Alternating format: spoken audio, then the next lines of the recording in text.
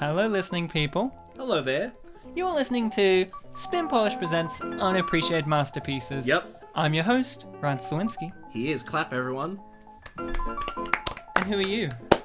I'm Bartek. Boo, everyone. You're the other host Yeah. of Spin Polish. And of course, we're called Spin Polish likingly because we are always spitting and we both happen to be Polish. Isn't that right, Bartek? Yep, and thanks for not booing me when I said to boo. I'm not that kind of guy. 2017, new year. Yeah. I'm going to be a less booer of Bartek. Are we going to be one of those people like, it's 2017, guys. We're not booing anymore. No, I'm going to be like, it's 2017, guys. Oh, I'm so sorry. So, you're listening to our show, and it is called Unappreciated Masterpieces. And what we do on Unappreciated Masterpieces is we do feature-length audio commentaries for movies that seemingly don't deserve a commentary, for movies that have been forgotten by the general mashed masses,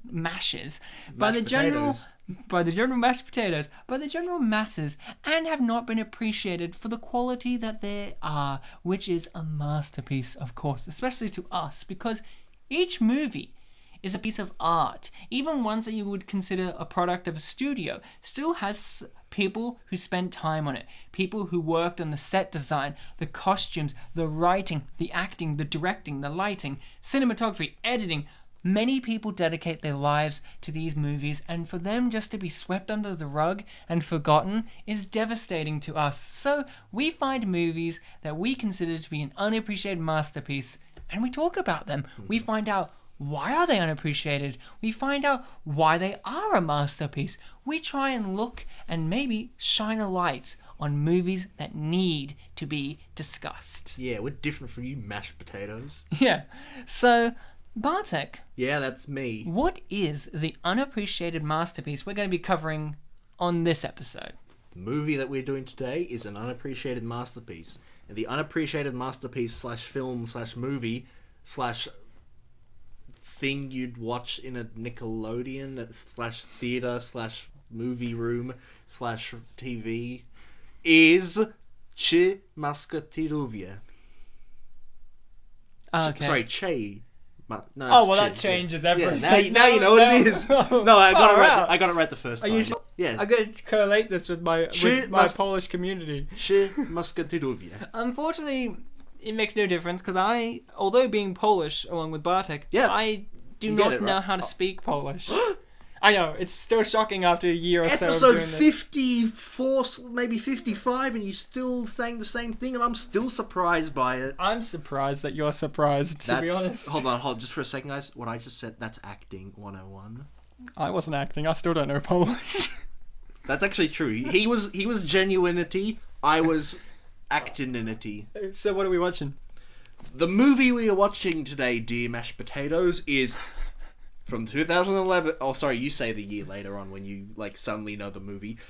Is Three Musketeers. Three Musketeers from 1971 with Charlton Heston. Yay! Is that the one we're watching? I don't know. No, we're watching the candy bar.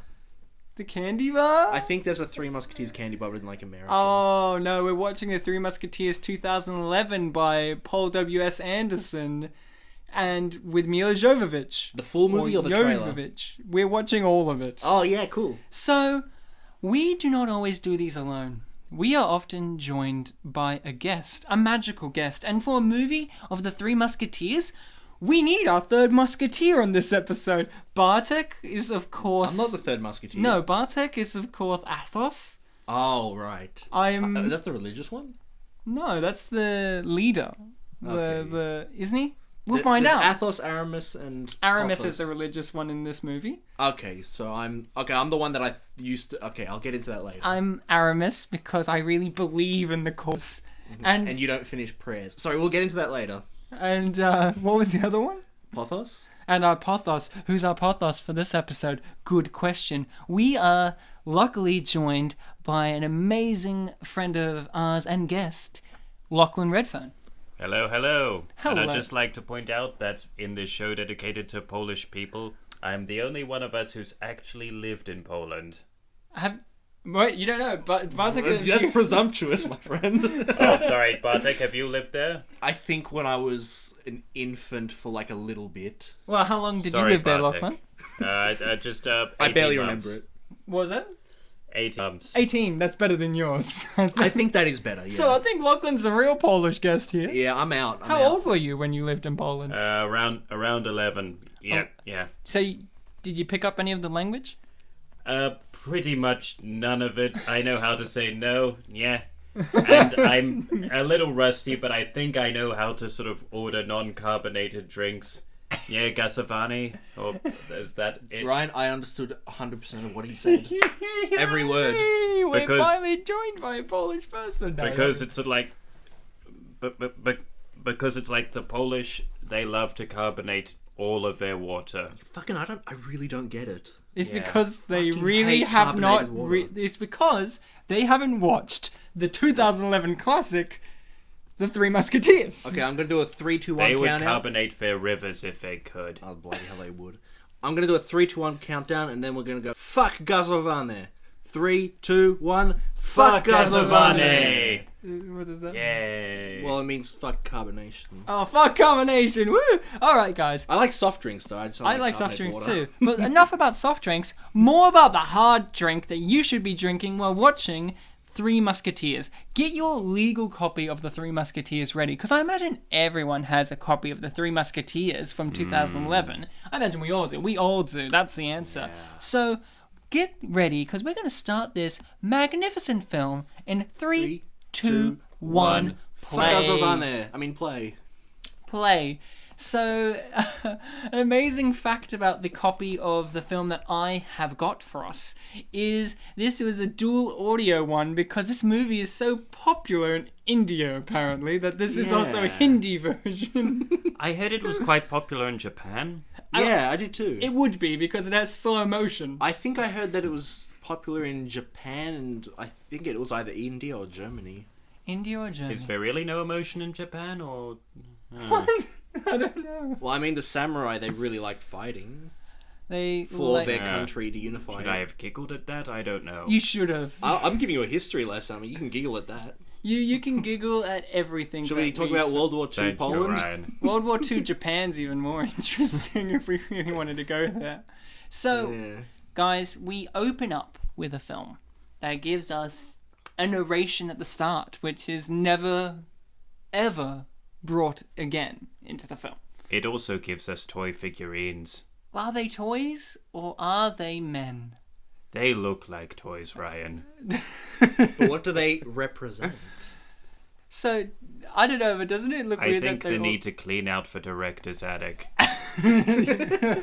Paul W.S. Anderson's just like, couldn't make another Resident Evil movie until I cleared out my toys. Well, you know, Hideo Kojima, when he made the original Metal Gear Solid Oh, game... good. Let's bring up Metal Gear Solid, Only shall we? the first Metal Gear Solid.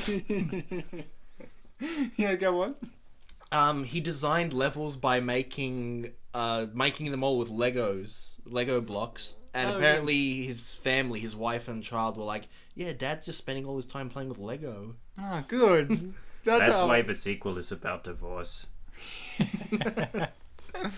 So, here I got very, very interested by the film. I had never seen this movie before. I think we should start out with our histories of the movie. I personally never seen this movie before, and if I'm honest, I don't think I've ever actually sat down and watched a Three Musketeers movie.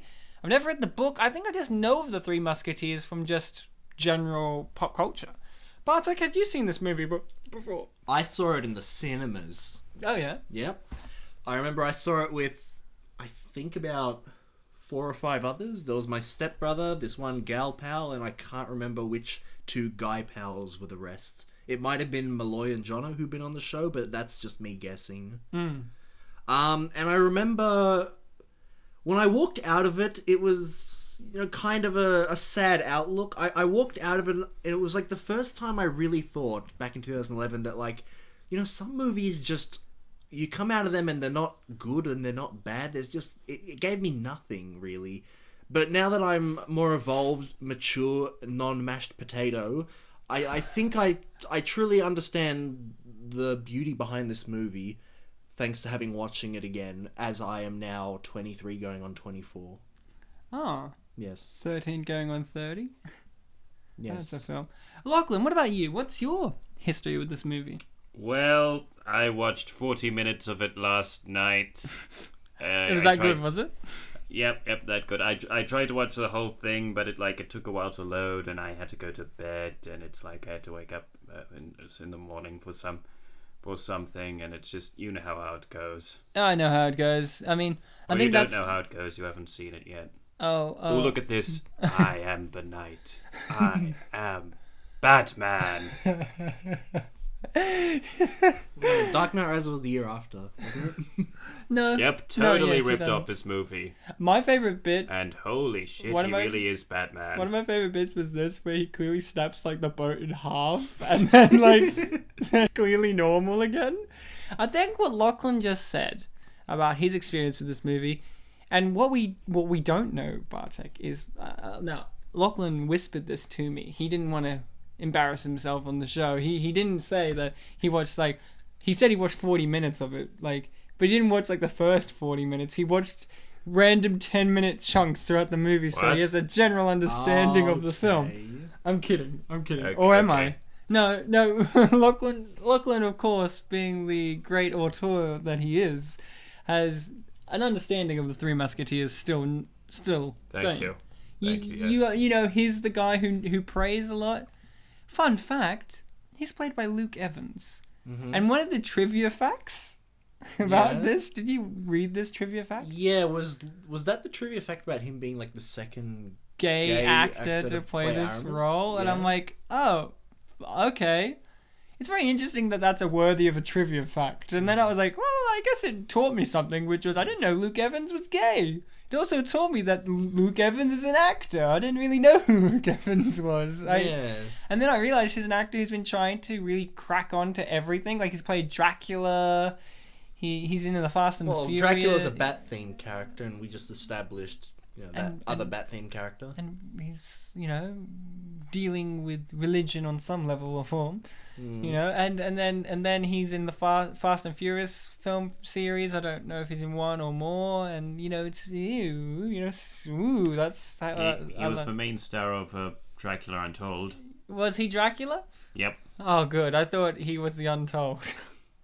So Good one. I was very proud of that. Good boy Ryan, pat on the back. Thanks, Bartek, for that pat. So, I gave you a second one. I'm getting... Oh, I feel... Look, his arms are free to give over... A pat on your back. Pat on my back. Look, it's the grip of Da Vinci. So, I really got confused because I'm not... Like I said, I haven't really got as much of a knowledge of the Three Musketeers. What about you guys, in general? Like, the general Musketeers? I've seen this movie, and I've played a Kingdom Hearts game that has a Three Musketeers based level, but that's it. I've heard a Three Musketeers trivia question in the finale of Slumdog Millionaire. And also I saw the Pajama Men's production to two-man Three Musketeers, Okay. which was pretty hilarious and contained many rants against artisanal cutting boards. Oh, really? Fantastic. See, I think I just know the off one for all. They fight. There's there's always kind of a fourth musketeer, but they don't ever say that. And then We should have had a fourth musketeer. we should have. We do. We've Everyone- never had four people. The fourth musketeer is the film itself. Ooh. I know. Wait a moment. Don't walk across. It's too easy. But no, I did not know the character of Milady. Apparently, she is a character. There's in the 1970s film franchise. There's a sequel called The Revenge of Milady, and I did not know her as a character, and now I do. I'm very glad that Mila Jovovich introduced me to this character. I imagine she's this ass-kicking in all the renditions of the tales. This is Milady using the patented booby trap evasion method. Run really fast and hope it doesn't hit me. Run really fast in the slowest... Sorry, I just heard booby. I heard traps. I was really turned on. Her special skill is limbo. Her special skill is something. Like, this movie doesn't want to let us know what it is. It's kind of like she's really good at everything. She has good fortune, good skills, and then guns happen, and She doesn't use guns too much. That's the one time she tries to, then, you know. It doesn't. No gunpowder. Oh, got me there. This is one of my favourite moments in the film, Lachlan. I really want to know what I thought you said you'd never seen it before. I've seen the film. Oh, no, now I've seen the movie. Spoiler alert, I didn't see it when it came out, but now I've seen it. Okay. My history with this is I've seen it because of this show, and it really changed my life. Typically, when we watch films on this show, it's our second viewing. Yes. Sometimes more. So, what I was going to say, Lachlan, was I really want to know what you think of this sequence here, in which they've broken into Da Vinci's secret vaults of like plans and weapons and designs and all that, and then they proceed just to destroy it. Like, they flood it and explode it. What do you think about that, considering it's Da Vinci's vault with the possibility of so many great inventions? My main problem isn't really for sort of like defiling Da Vinci, although that is bad. It's like, look at this scene here. Look at all the water just sort of rushing out and flooding this chapel. Like, is the chapel underwater? Like, Yeah. Like this doesn't really make any sense for the entire thing to be flooded unless it was way below sea level. Did you not know Venice is way below sea level?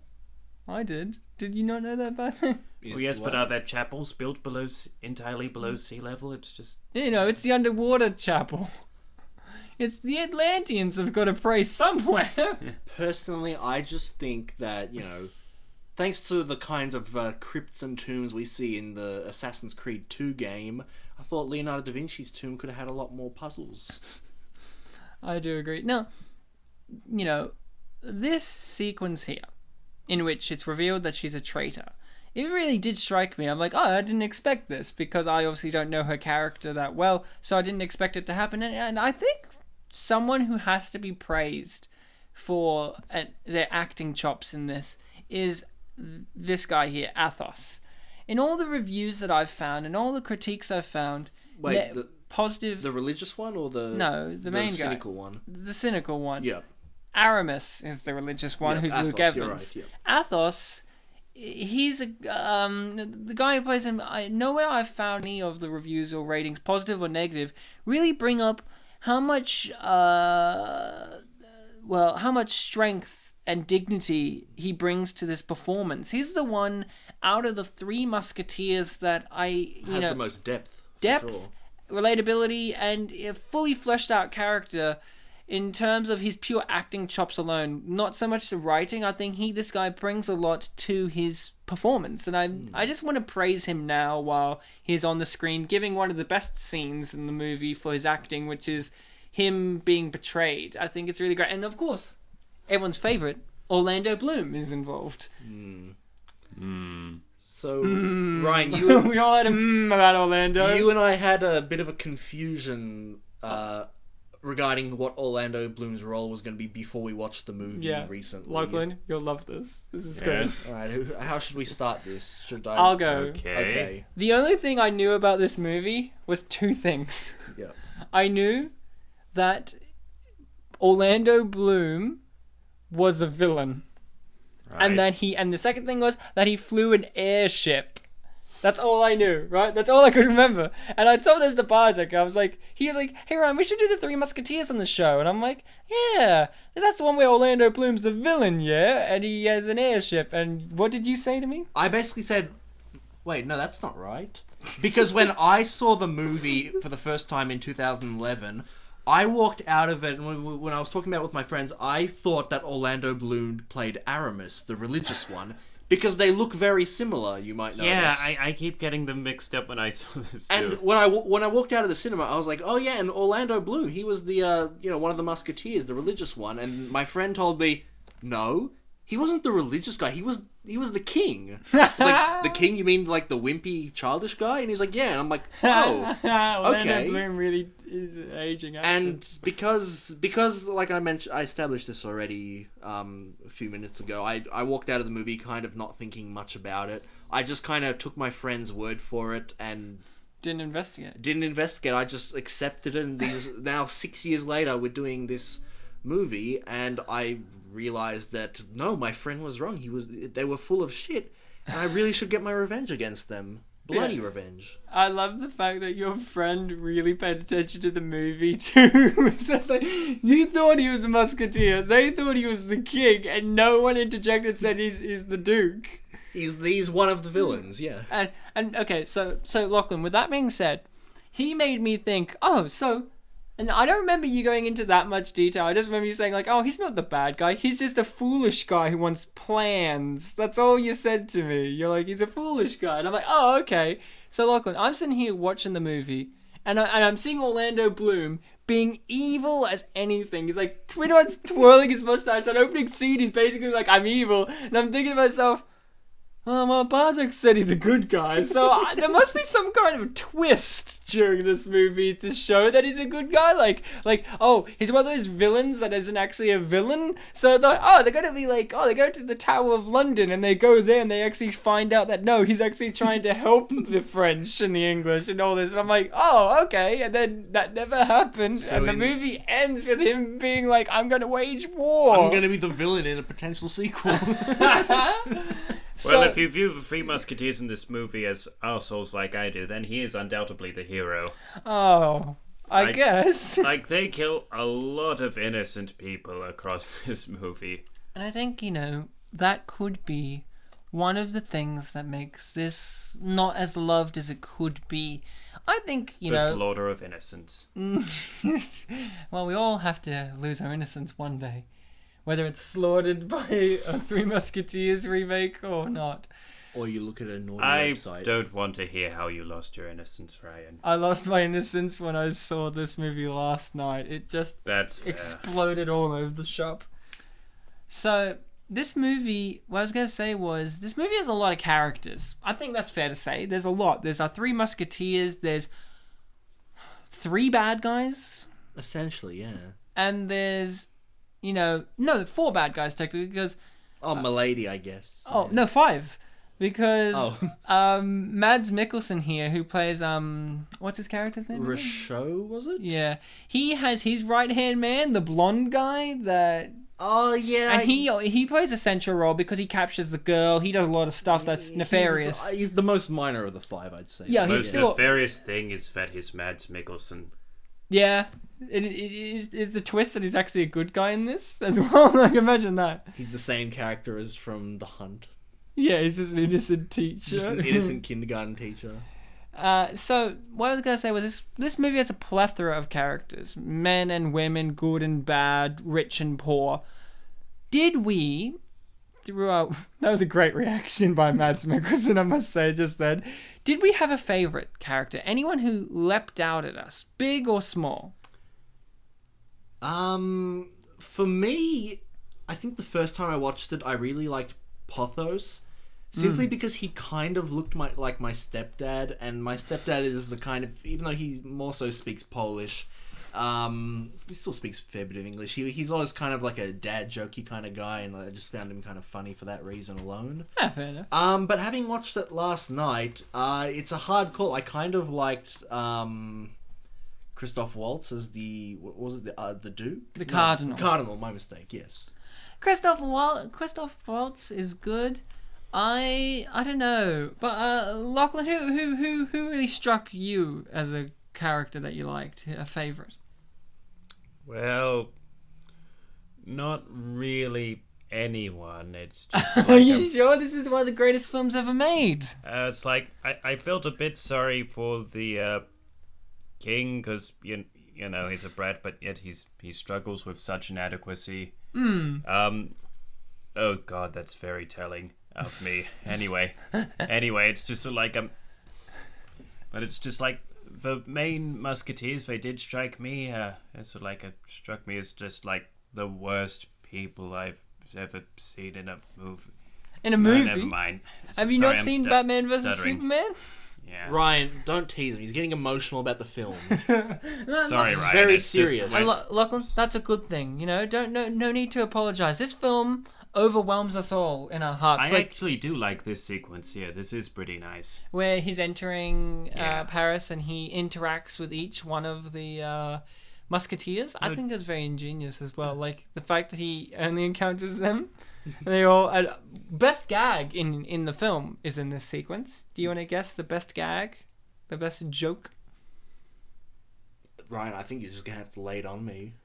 Luke Evans gives him a ticket for his horse pooping. How does that work? Like in this modern age and Well, time. the ticket was failure to pick it up. Yeah, no, that's exactly right. But like, what do tickets in this period of time do? Like, how are they going to track this guy down in his horse? You know what I mean? If they impounded his horse, you know what I mean? You know what I'm Well- talking about? Like with a car, they can get their registration, their plate or whatever, and they bang it on there. But this guy's just got a horse. Well, this is where you have to It's a think great- on the movie's level, Ryan. How many ticket inspectors are in this movie? One. One. And is he a musketeer too? You're right. And do you not think that Luke Evans is one of the most knowledgeable of the group? Perhaps one of the most knowledgeable people in the movie. Perhaps he can track people down. Did you know there's a trivia fact? Is he not an assassin? He isn't? Sort of. I don't think he's an assassin. Well, look, he's dwelling in the spectrum of assassinity. Yeah, I guess. I think he, of all people, would be able to track people down by their horse. Fair enough. And it's like his first scene was based on Assassin's Creed. Yeah, there you go. Oh, look. It was even in Venice. This guy reminds me of the suit guy that we see in a few scenes. He reminds me of the actor Alan Cumming. Like, the guy who plays That is the suit Nightcrawler. guy we see in a few scenes. Yeah, he's a great guy. But, no, I like the ticket joke because it gives you that feeling of, like, oh, they're playing around with modern jokes in this movie. But, no, you were saying he's a ticket inspector. He's the only one. Did you know he's the only gay actor to play a ticket inspector in the Three Musketeers movie? That's a good point. They should put that in the trivia. Luke Evans, only gay actor to play a ticket inspector. On the IMDb connections section, we'll connect it to Spit and Polish Presents when we reference this very Yeah, thing. exactly. I haven't told you mine. I really liked The King. I think The King had a lot going for him, guys. I think what I liked about him was he went through a character arc throughout the movie. He developed, he changed, and at the end of the movie, even though it was a minor character, at the end of the movie, I felt like he could be the leader of France eventually, like as he grows up. Like his petulant nature is typical for his age, and you know he doesn't know what he's doing. But I felt like by the end of the movie, he's gained enough skills and confidence in himself that it made me feel like if a future installment was going to happen, you could see that guy being throughout the movies. There wasn't a dozen sequels to this? No, there's only this one at the moment. Shocking. If they made, say, 3 of these, a trilogy, I'd say by the end of the third, like in each movie, it's him becoming more and more of a man. Like more and more of a dignified, noble, smart leader and less of a petulant kid. But still a little bit, you know, anxious, but still at the end of the day, he becomes the leader of France that they need instead of the evil cardinal. And I think that this movie sets that puzzle piece up. And I feel like that performance really matches the character that we are given and then some. I think he really adds a lot to it. Right now, he's king, but in the third movie, he's the leader of France. Yeah. Like, you know... And he chews Chuck Norris for breakfast. Okay. I think this is my least favourite outfit of her outfits, if I'm going to be honest with you. It's a bit drab. It does not comfort her hips very well, if I must say. They're all the way out to, like, the other side of the room. Meanwhile, the cardinal... I feel like I should point out that the previous scene was like our heroes essentially getting into life or death fights over, respectively, a glass of beer, an insult over someone's outfit, and a parking ticket. Well, in all fairness... These are all capital offences. Pooping ticket. A pooping ticket. But in the guy's defense of his outfit, in his defense... Like, he's the one that I felt like had a dignified reason to kill this guy because he brought his, for these times, he brought his, wealth and masculinity into question by being like, you're accepting money from a woman? How pathetic is that? And he's like, well, how dare you? And all that. But he wasn't suggesting that at all. It's him was like, are you suggesting I took this money from a woman? I guess that's fair enough. But in that guy's mind, that, like, it's noble enough for a fight for these days. But in reality, he's like, he's not too sure of himself. He's feeling inadequate. And doesn't that really lead to the detriment of man? Inadequacy? That and the fact that he's not wearing the latest fashion. The king? Yeah. I love his outfits during this movie. He looks like a leprechaun in each one of them. I can't imagine why the cardinal thinks this king should be replaced. Now... Honestly, it's hard not to root for him. Is it because the cardinal gets more chicks? Yeah. I like these guys cutting the wood there, and one of them's, like, standing underneath the wood. Like, eventually, like, it's gonna fall down and hit him in the head.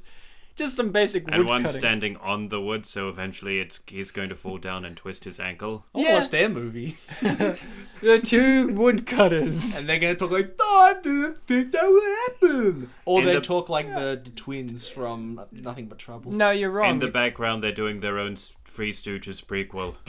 The movie would be 2 hours long. It would be the first 15 minutes of them just cutting wood, no dialogue. Maybe just, oh, hey, be careful. And then wood smacking one on the head and the other one falling down, smacking his head on the wood. And then it's like an hour and a half long drama about whether or not they should pull the life support. Like it's a real like dilemma. To build on what Lachlan just said, there'd be like a Three Stooges thing with only 2 people. We're watching a movie called Three Musketeers, which has 4 Musketeers, and that's a Three Stooges movie with 2 Stooges. So what's this with 3 not getting, 3? Well, the rules I love how 3. we took this sort of minor background detail and built it into just this life or death drama. Well, that's what we would do. And what would you call that? Like if it had a The serious aristocrats. name. These woodcutters in their life and death situation. I'd call it I've Got Wood. I would call it like Well, it's a drama, so it'd be What Would You Do? That's it. No need to. That's it. What would you do? It's like, and then the prequel. And then fuck yeah. And then one of the reviewers has like a wood-based last name, like John Timber. It's like it's a real Sophie's Choice movie. And the movie poster is just like a saw stuck in some wood and the tree's bleeding. That's so good. I think in the previous shot, like the guy under the wood was no longer there, but the guy on top of the wood was shit, there. Did he die already? I think he died in like in an RPG, their bodies vanish. No, what happened was he got arrested because they knew that they were going to... No, he's still there. Yeah, the guy on top of it's still there. No, he's still there. Oh, he is. He came back. Right, Bartek. He's my favourite character in the movie. The one little fat guy with hat. My favourite guy. And the guy on top has a vest, so you can tell them apart. Yeah, hat and vest. That's their name in the credits. Like they never get their names discussed in the 2-hour movie. So yeah. So sorry, just providing noises for the soldiers. Oh, good. So we have a film here where our main character is a man wanting to become a musketeer. I think is that a staple of a lot of the Three Musketeers stories? I mean, to be honest, I don't even remember Three Musketeers names outside of having watched this movie. I know they're iconic characters, but that's just me. Yeah, fair enough. I mean, depending on the version you watch, they might be called Aramis, Athos, and Porthos, or they might be called Mickey, Donald, and Goofy. I will be honest. The only one's name I did remember was D'Artagnan. He's not the Musketeer. Yeah, and even then, when I saw it written down, I'm like, oh, it's spelt like that. It's got like an apostrophe in it. Yeah, well, I knew that because it's Look at it. European. Oh, we have a love interest. What the best flowers actress in the movie. or? Yep, flower girl. No, not the girl. This is Final Fantasy VII. I really like this He's girl. dating a flower? Look! Wait a moment, did you see that? That was so good. A guy just got stabbed and he was like, had the sword like fully in him and he was just like, ugh, and he was just like holding his sword and then he ripped it out of him like while he was just doing other stuff. It's like that guy was like his sword holder. I love this movie, this PG movie. Yep. That's for all the family. Mm-hmm. I love this movie where our heroes all decide to slaughter dozens of guards solely for the crime of trying to prevent them from murdering each other over drinks. Also, And poop ticket. let's and not clubs. forget that these men are soldiers of God as well. Because they work for the cardinal. That means killing indiscriminately? Yeah, well, they're killing men who serve Well, God. this is a few centuries after the Crusades. Okay. One of my favorite little bits here is a guy, the blonde guy, just breaks his sword over his knee. Oh, and he's like, I'm done. Can you do that easily? Like, the fact Did you not watch the scene? Oh, you got me.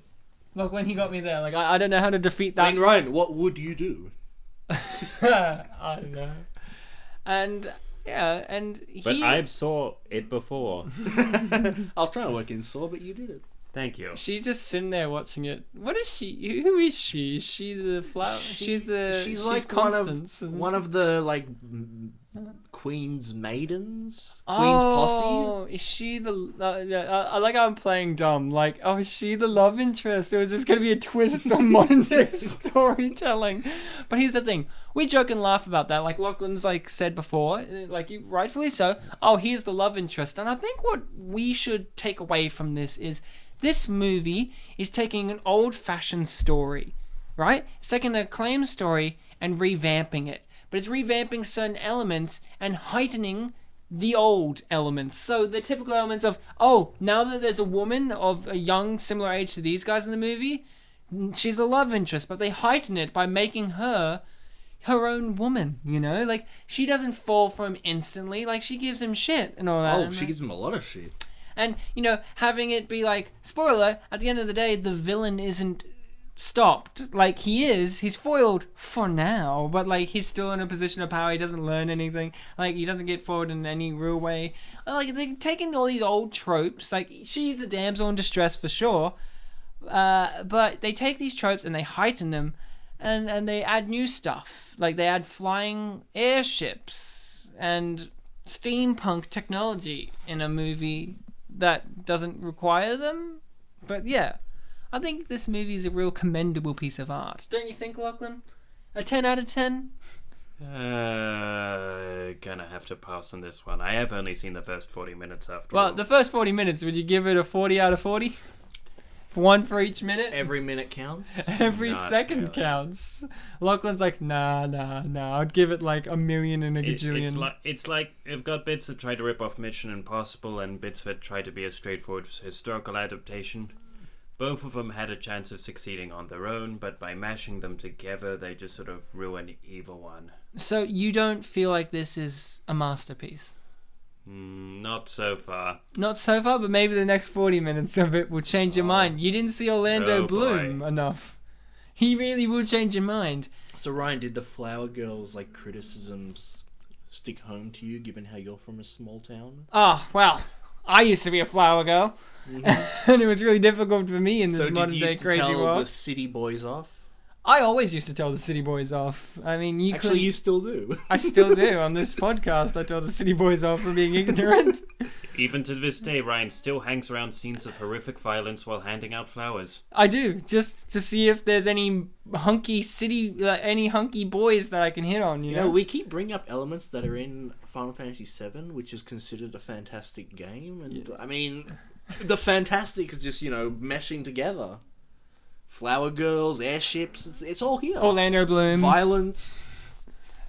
Wood-based life and death situations are in both, you know, it's a crazy topsy-turvy world we live in.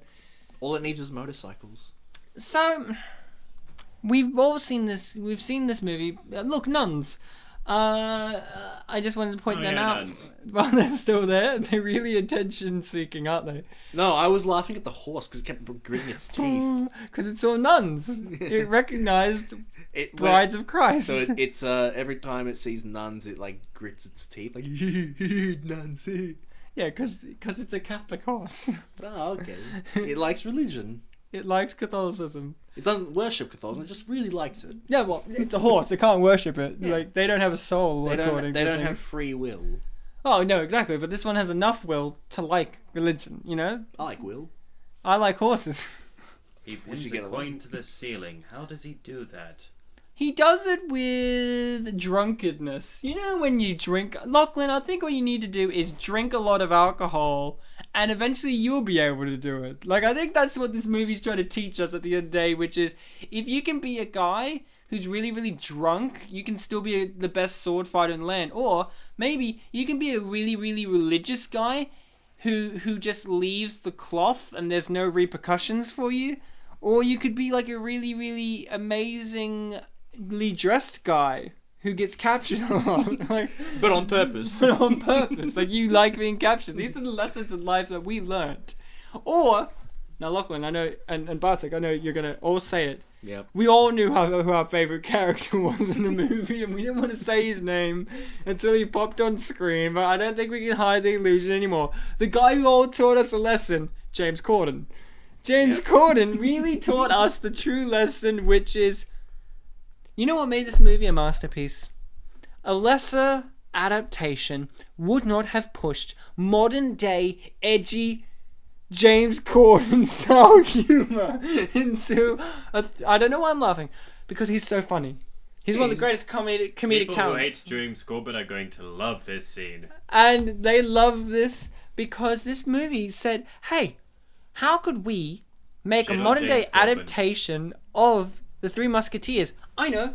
Get a bird to shit on James Corden. It's the only way. A few times. Not just one.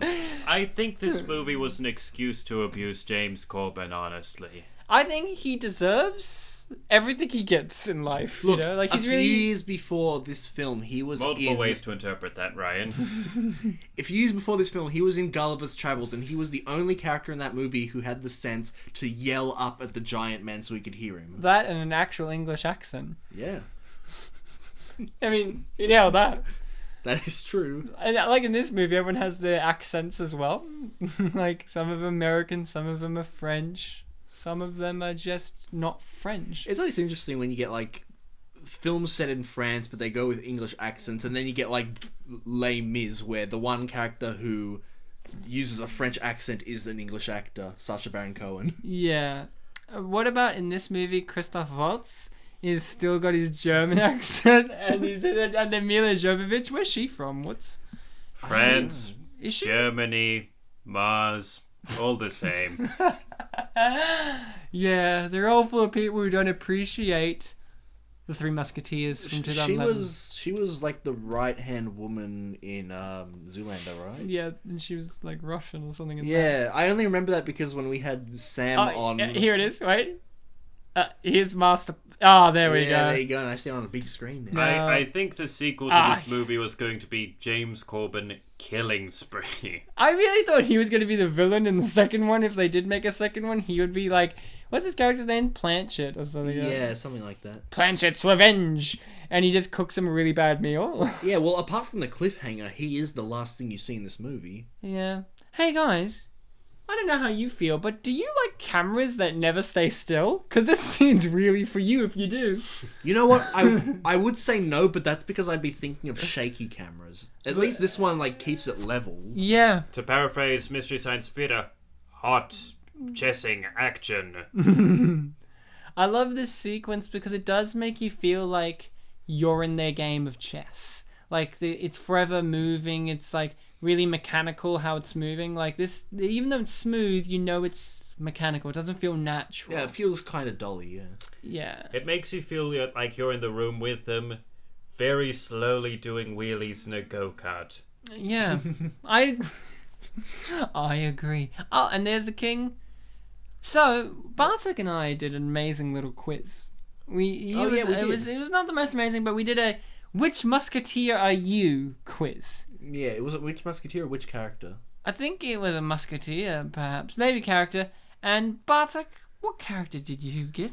I got D'Artagnan. Fun fact. I also got that, which means Bartek and I are in fact the one same musketeer. person.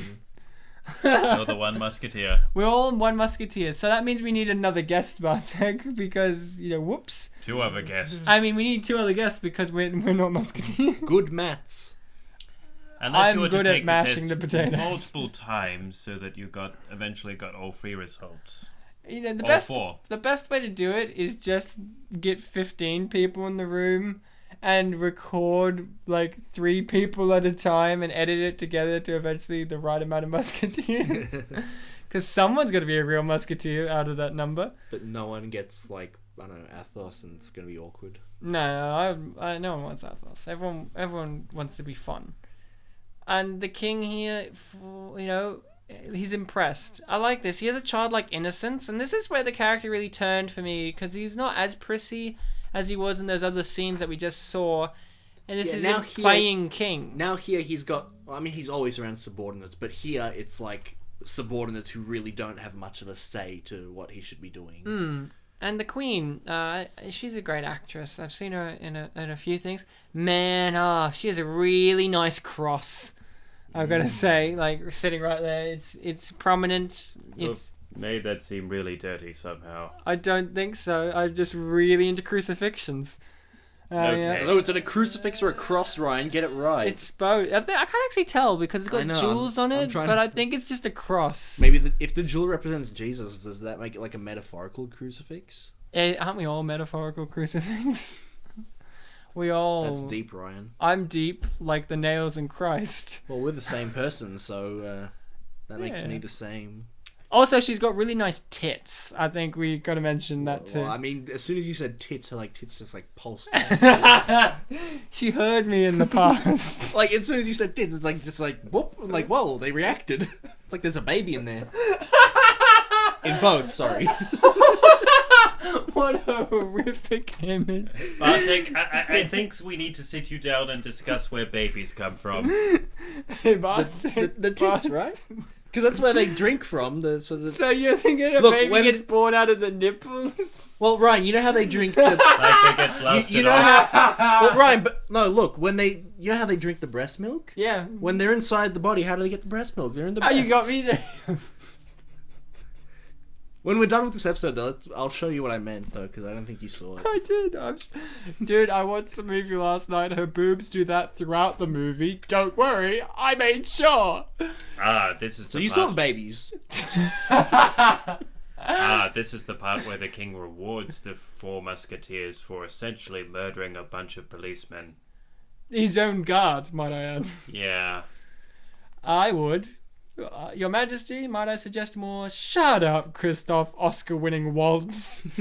Shove your Oscar up another movie in which you mention the tears. Django Unchained. Do you remember that? Unnecessary Vaguely. violence in pursuit of a cardinal's guard has been approved. The scene in which I'm talking about is Christoph Waltz. Spoiler alert for Django Unchained. Where Christoph Waltz just shoots Leonardo DiCaprio because he's like talking smack and he's like has the Three Musketeers in his collection of books even though the author was black. And he's just like, what do you think Dumas would think about this? And he's just like, about slavery. And he's like, I think he would approve. He's like, really? I disagree. It's like, why? He was in fact black. And then he just like shoots him. It's like, Christoph Waltz knew that he had to redeem himself. I'm not saying that he's doing bad performance in this. I think he redeems himself in every performance, but I think he has to redeem himself in Django Unchained for this movie because I feel like we're not getting the full Christoph like we did in The Green Hornet. What's his name there? Christoph. It's only a 6-minute waltz, character. so to speak. Oh, Bladanovsky. What was his original one, though? Oh, I can't remember. Chudnovsky. Chudnovsky, yeah. I think my pun just sailed over everyone's head. Oh, do it again. Or it's like you said, it's like he's not giving the full Christoph, and I was like, we're only getting the 6-minute waltz. You're a genius. Thank you. Everyone kisses this ring, and I know it's a Catholic tradition as well. Well, many traditions of kissing the ring. Do you think he cleans it, or do you think he like wipes it with his like when he wipes his ass, he uses that hand so that when people kiss his ring, he's like, haha, they're getting my butthole germs. Because that seems like a Christoph thing to do. Well, Kiss my ring. No, not that one. he's either a dick and wipes it with his ass, or he's a pervert and he licks it. There's no in between. I mean, it's Christoph Waltz, so, you know. When's he ever played a pervert? Excuse me, did you not see how people kiss his ring, Ryan? Oh, And he likes it? you got me there. That's more of a ego thing. It's really weird to have Mads Mikkelsen and Christoph Waltz both be in the same movie as villains that work together and they interact with each other. Yeah. But they do have that great scene, Lachlan. They have a great scene later on in which Christoph basically calls him out. He's like, he's the best sword fighter in the land. He calls him out because he's always practiced swords fighting against no one. Like, he practices by just imagining the enemy, and it's like, yeah, it's very easy to do that, isn't it? Because it's like, no way to really lose. It's like, Christoph sword fights in the movie, but he sword fights against an opponent, so it's like, oh, this guy knows what he's talking about. But he does have an eye patch, Ryan. Oh, you got me there. He He's must... got one eye, which means that he's invoking the spirit of Masamune Dante. Did I say Dante? I meant Date, who was a swordman in Japan, which we talked about earlier in this episode. Oh, I thought you were going to mention it's like, you know, a reference to the Cyclops in Homer's Odyssey.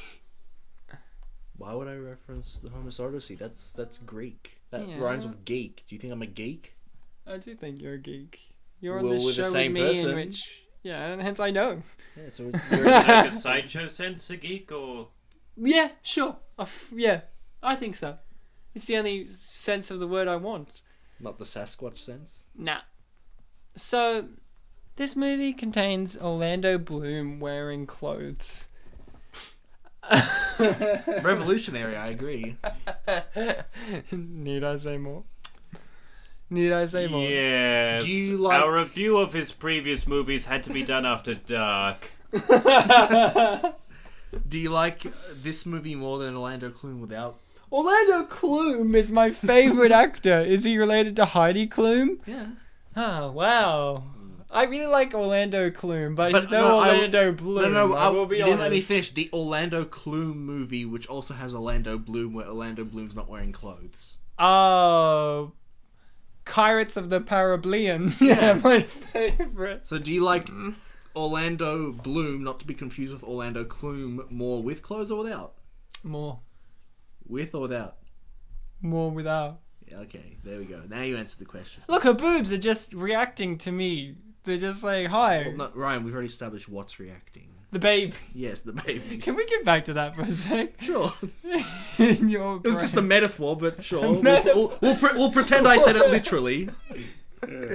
What metaphor was it for? What was it a metaphor for? The pulsating.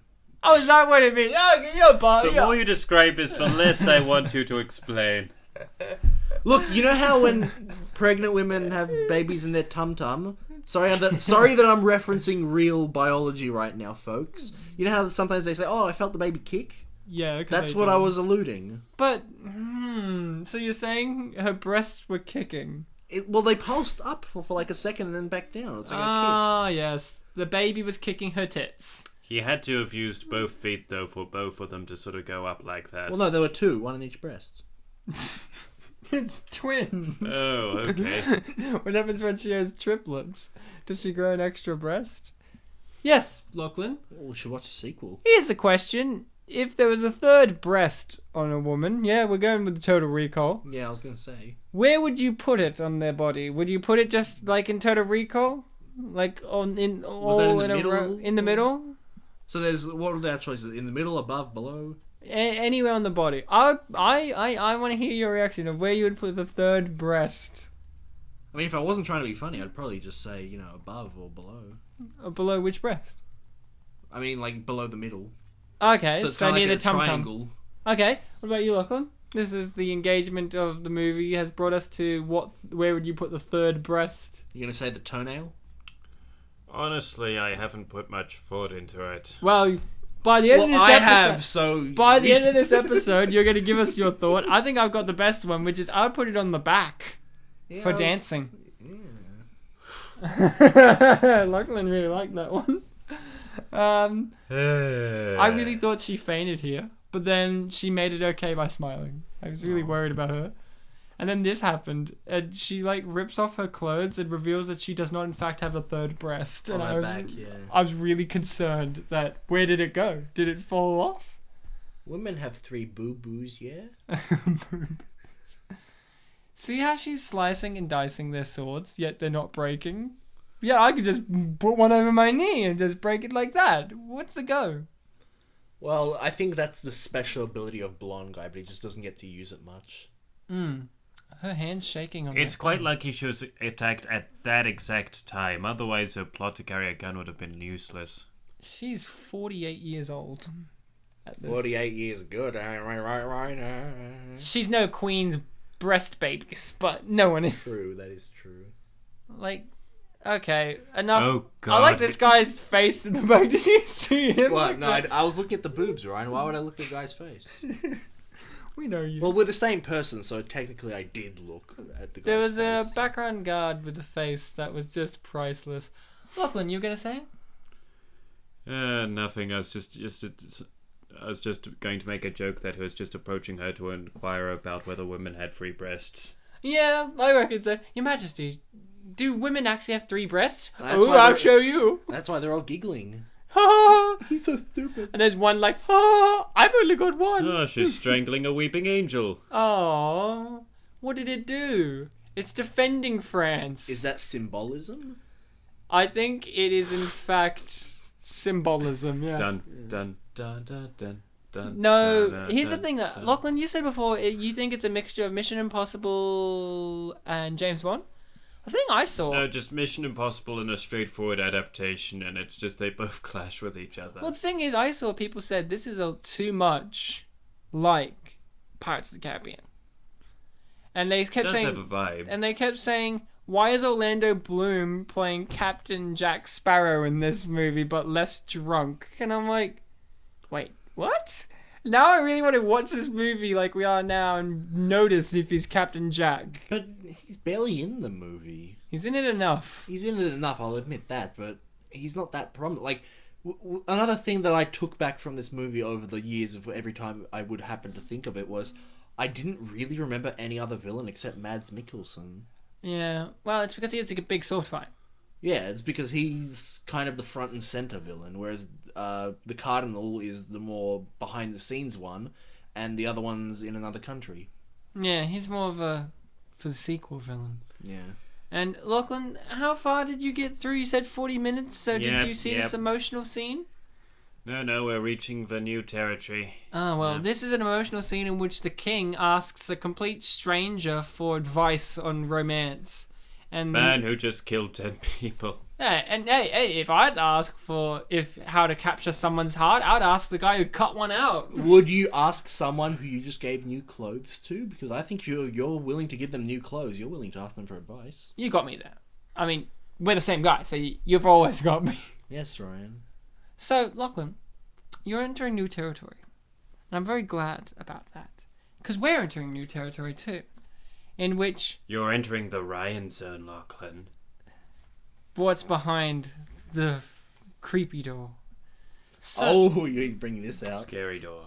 scary door. So, Lachlan, we found ourselves something amazing.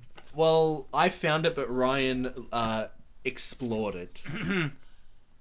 There's a Okay. fan fiction for this. A sequel Okay. written by a girl. Now, you will have to excuse me because I am going to read a section of it. This is from the prologue. It has 22 pages long, her fan fiction. Online pages. So. Online pages, so like 44 pages long. Several chapters, each titled. This one is from the prologue, and I will link the fan fiction with this episode. I'm going to read a snippet of it, Lachlan. Now, her pitch is this is a female's adventure, right? So Is I'll that the name of it? No, I can't remember what the name It was like 2001. it was like a Musketeers. female's adventure. It was like Musketeers 2 something something. Yeah, so that was really descriptive. Before I start, I must add on this scene here, Lachlan. You haven't seen it, but I want to ask you something. Now think, this is 17th century, and I'm not as familiar with stuff, but what is this? How old do you think I am, Ryan? You're very old. You've been around since the 17th century. But this is 17th century, and here we have invisible wires that can cut silk just by it floating on it. What is this material? Like, what is it? I'm imagining a sort of like a sort of a dolphin squeal as she's flying through the air there. You know, for as agile as she was, she takes a long time to get over this wire. She's got to show us her the tip of her buttock cheek. Yes. That's where boys come from. Girls come from the I breast. think this is nonsense. I think this is nonsense, Ryan. What? Or just that one scene. Well, here is a fan fiction. Now, it's an idea for a sequel with women being prominent. I'm going to read you from a small section to give you a feel. Now, I do apologize if I muck up, because there's basically no grammar to this, and it's constructed in a way that makes it hard to read. But get with me. Okay, Lachlan, here we go. The Musketeers... No T. The Musketeers look up to see a flying ship with a gentleman with a snide look. Buckingham, Athos said with a growl. All the Musketeers drew their swords. Buckingham said with his hand up. Don't bother. I just came to deliver a message to you all. What is it? D'Artagnan said loudly. Just that France will be mine, Buckingham said. The Queen walked forward. They used an E for that one, Lachlan. Okay. Then you'll have to... Okay, the Queen walked forward. Then you'll have to take from us by a dead hand. Anne said, I've never seen her so brave.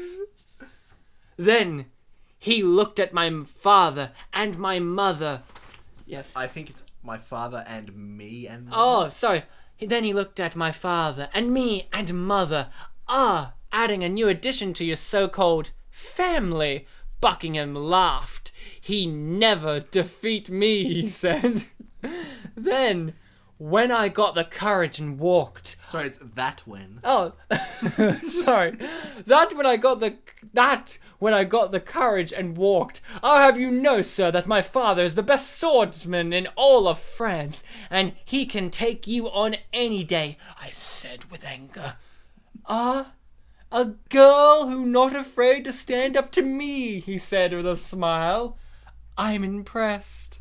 Is that the message that you want to take over France? Aramis said. Aramis is really quick on the ball, my lad. Oh, one more thing, Buckingham said. What? The Musketeers said. He drew out a piston. A piston. He drew out a piston. He's gonna pump him. I told you, he said, aiming it at me. This family would be broken up, he said. It all went slow to me. All I could hear, my father yelling, no, and trying to save me. I shut my eyes. Bang! And that's all I'm going to read for now. Oh, to be continued? To be continued. Lachlan, what did you think of that fanfiction? Did it draw you in? Did you want to hear what happened after Bang? No. No. Bang of the piston? Bang of the piston? But to be fair, it's like I was a bit distracted by the movie since I've never seen Bastia, so it's like I was trying to listen to that and simultaneously try and sort of read the subtitles. Well, the movie is now getting into a mysterious plot about betrayal to lead two warring countries into war. I like his shoes. Man. I don't know. War approaches. I like his shoes. That's why it starts, because I don't have those pair of shoes. You got me there. He's back to the blue. Well, it's because, he's an idiot. That's why. He's old trend fashion. No, it's because, he's too cool for school. So, when we watch this movie, guys, Bartek has already seen it. Lachlan's now in the mystery zone, and I watched it last night. I'm going to ask something of you all. I'll ask Lachlan first. Lachlan, having seen what you have seen of the film, and what you're seeing currently, how do you think how do you, for you, this is a how do you think that this movie is actually going to end? Because I'm going to ask Bartek, how did you think it was going to end? How do you think that this film's going to end? Well, if it's anything like the ending I read about on TV tropes, it's like they're going to sort of the Musketeers are going to win the day, but Cardinal's not going to sort of like have any sort of negative consequences. Completely escape. Oh, you got it there. Bartek, when you first saw this in the cinema. Wait, did I just ruin it? No, it's all good. Well, spoilers are fine on the show. Spoilers are fine. They should be aware. Look, Cardinals fighting real dudes. What a legend. Bartek, when you first saw this in the cinema, and maybe to ask you also, when you watched it last night, I don't know how well of your memory was of the film. Yeah. After all these years, how did you expect this movie to go? Where did you expect it to go? Well, when I was watching it in the cinema, I just kind of thought, oh, yeah, I guess the Three Musketeers are probably going to succeed in the end. I probably would have, I'll just leave it at that. 6 years ago, I probably thought they were going to win in the end. They did. But when I watched it last night, and I've already established, the only villain I really remembered was Mads Mikkelsen. I didn't remember really the Cardinal and the Duke. Yeah. So it brought about this thing of, like, I remember the climactic fight scene, which I think was on Notre Dame? Yeah, Notre Dame, yeah. Where Rochot, I think is his name, got defeated. But I didn't remember what happened with the Cardinal and the Duke. I didn't remember that he got away with it and that there was that cliffhanger. I assumed that at some point they would defeat the Duke while on the airships, and that maybe when they got back, the Cardinal would have kind of like it. What's that film? The Prince Persia: The Sands of Time. How when he went back, it's always good to refer to that as a reference point. Because remember, when he went back in time, it was still kind of normal. No one suspected Ben Kingsley, who's never a villain, to be the villain, and he just kind of revealed all this stuff like, "Hey, Ben Kingsley's the villain," and eventually it was just a lot of questioning and actions taken, and then it was like, "Okay, we're gonna arrest him or kill him." Or just spank him, That so you wanted a Christoph Waltz being put over the king's knee and a good hard spank. Is that what you were looking for? No, Ryan. I wanted him to be on the Queen's knee. No, I wanted Our him on the hero, king's everyone. knee. Look, Our hero, the king, or Sorry, I was just D'Artagnan? watching the movie. the I keep Queen, getting Ryan, is gonna be a mother. I think she needs to get used to spanking. Oh, that's right, because she's got babies. And that's in her another breasts. thing. I did expect her. I did expect her to give healthy baby girls. You're a monster. Sorry, I wanted her to give stillbirth. Ryan, is that better? Now I'm a saint. I can't win either way. I was expecting this movie to go, I don't know. It was one of these films that it truly engaged me because I didn't have much of an expectation of where it was going. In a good way, I mean. Like, it drew me in so well that I didn't question, hey, where's it going to go? What's going to happen? I was more like, okay, I'm in the moment. You didn't think James Corden was going to be king? I actually was genuinely surprised, Lachlan, to count you into this. I was genuinely surprised how impressively helpful James Corden was in this film overall. Like, he helps them catch Milady. Compared to their gratitude. And I give him gratitude. Good job, James Corden's character. You've done a great job. He saved the day, really. And he calls out, hey, there's 5 of us. Like, these, or in one of the later scenes, I think, it's like, these idiots would have just done it with 4. And then they would have screwed all the hell up. And Ryan, remember earlier how we were trying to count how many villains there are, and we eventually settled on that one number? 5? 5. 5 good guys, 5 villains. This guy's the James Corden of the bad guys. Yes. Where he does a lot and nothing at the same time. He looks like they could be cousins in a way. Well, like distant cousins. it's funny Given because all the people for Three Musketeers kill, I think James Corden is for James Corden of the bad guys. He just struck him. So was that with water or urine? I assume it's dirty of some sort, so It's probably the not clean 17th water. century, so I think it's about the same. So, urine. What I was going to say was, that bad guy with the blonde hair, that is James Corden's brother in the deleted scenes. Oh, really? No. No, he really is his brother. He just embraced bird poop and rubbed it into his hair each day to dye it bird poop white. creamy color. Every day he's like, "You're doing really good, bro. You're doing really good." Yeah. He sleeps out on their balcony each night, like getting bird poop in his hair. To warm him up. Yeah, he's like, "Good job, bro. Good job. Don't worry, I'll get that bird poop off your face. Let me just wipe my hair on it." And then you just hear Mads Mikkelsen being like, "Oh, come on, let's get to work." And be like, "Let's find out where those musketeers live." He's like, "Yeah." Like, he knows all along, but he just is too dumb to realize that they're the musketeers. Do you reckon he was expecting the water to be, the liquid to be thrown on him? He was like shocked. He's like, "Hey, I just got this bird pooped. I don't want it washed out. Jeez, do you know how long it takes to bird poop this hair? It's fairly long." Lachlan, you agree with all that, right? I keep sort of getting distracted by the movie, and I'm really sorry because I know the movie's that engaging. I know you put a lot of effort into these conversations, so I'm sorry that I didn't. I wasn't being sarcastic. It's just so I'm sorry that I was distracted from it. It's okay, Lachlan. The film is engaging you, as it rightfully should. I mean, as I was not expecting it to. Well, you should expect it to, because look, I can act her scene out right here for you right now. Where she's like, "Which one of us should be worried? Go so that you can come back. You fucking country boy.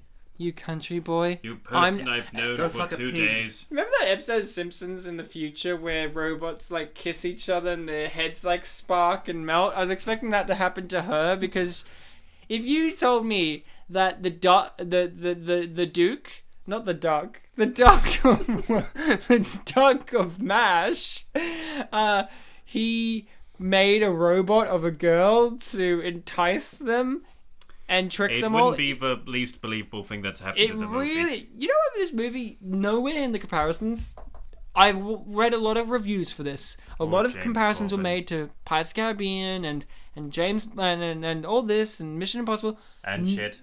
And poops. That's a ship, not shit. And I never saw a comparison to one movie I think really I see this a kinship to, which is a Will Smith movie, Wild Wild West.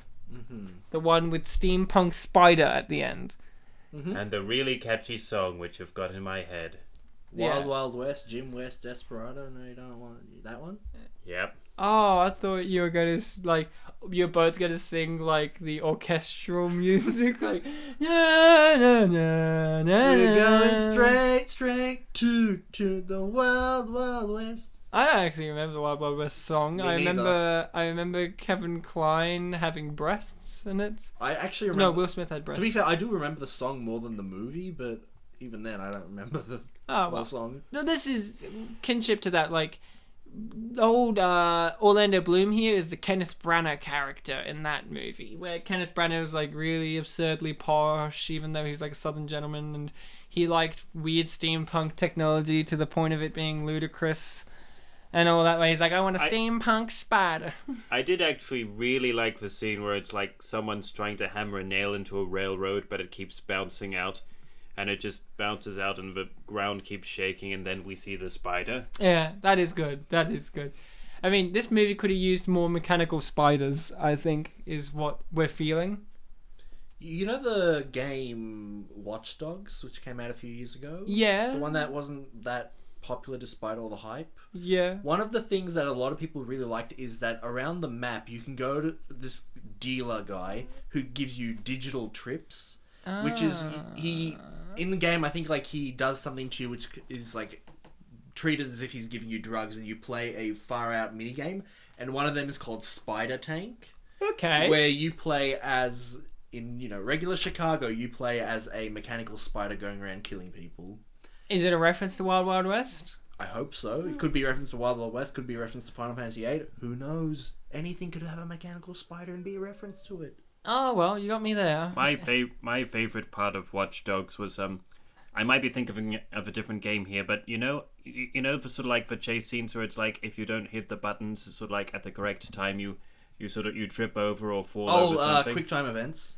Where it's someone posted on YouTube of someone sort of failing every single quick time event in in a row, just while chasing through a supermarket, and it's just like falling onto piles of tomatoes and sort of like tripping over fish, and Gotta it's press just the like triangle button in the right timing. like and sort of toppling pyramids of cans, and just sort of like it just gradually devolves into something from Police Academy.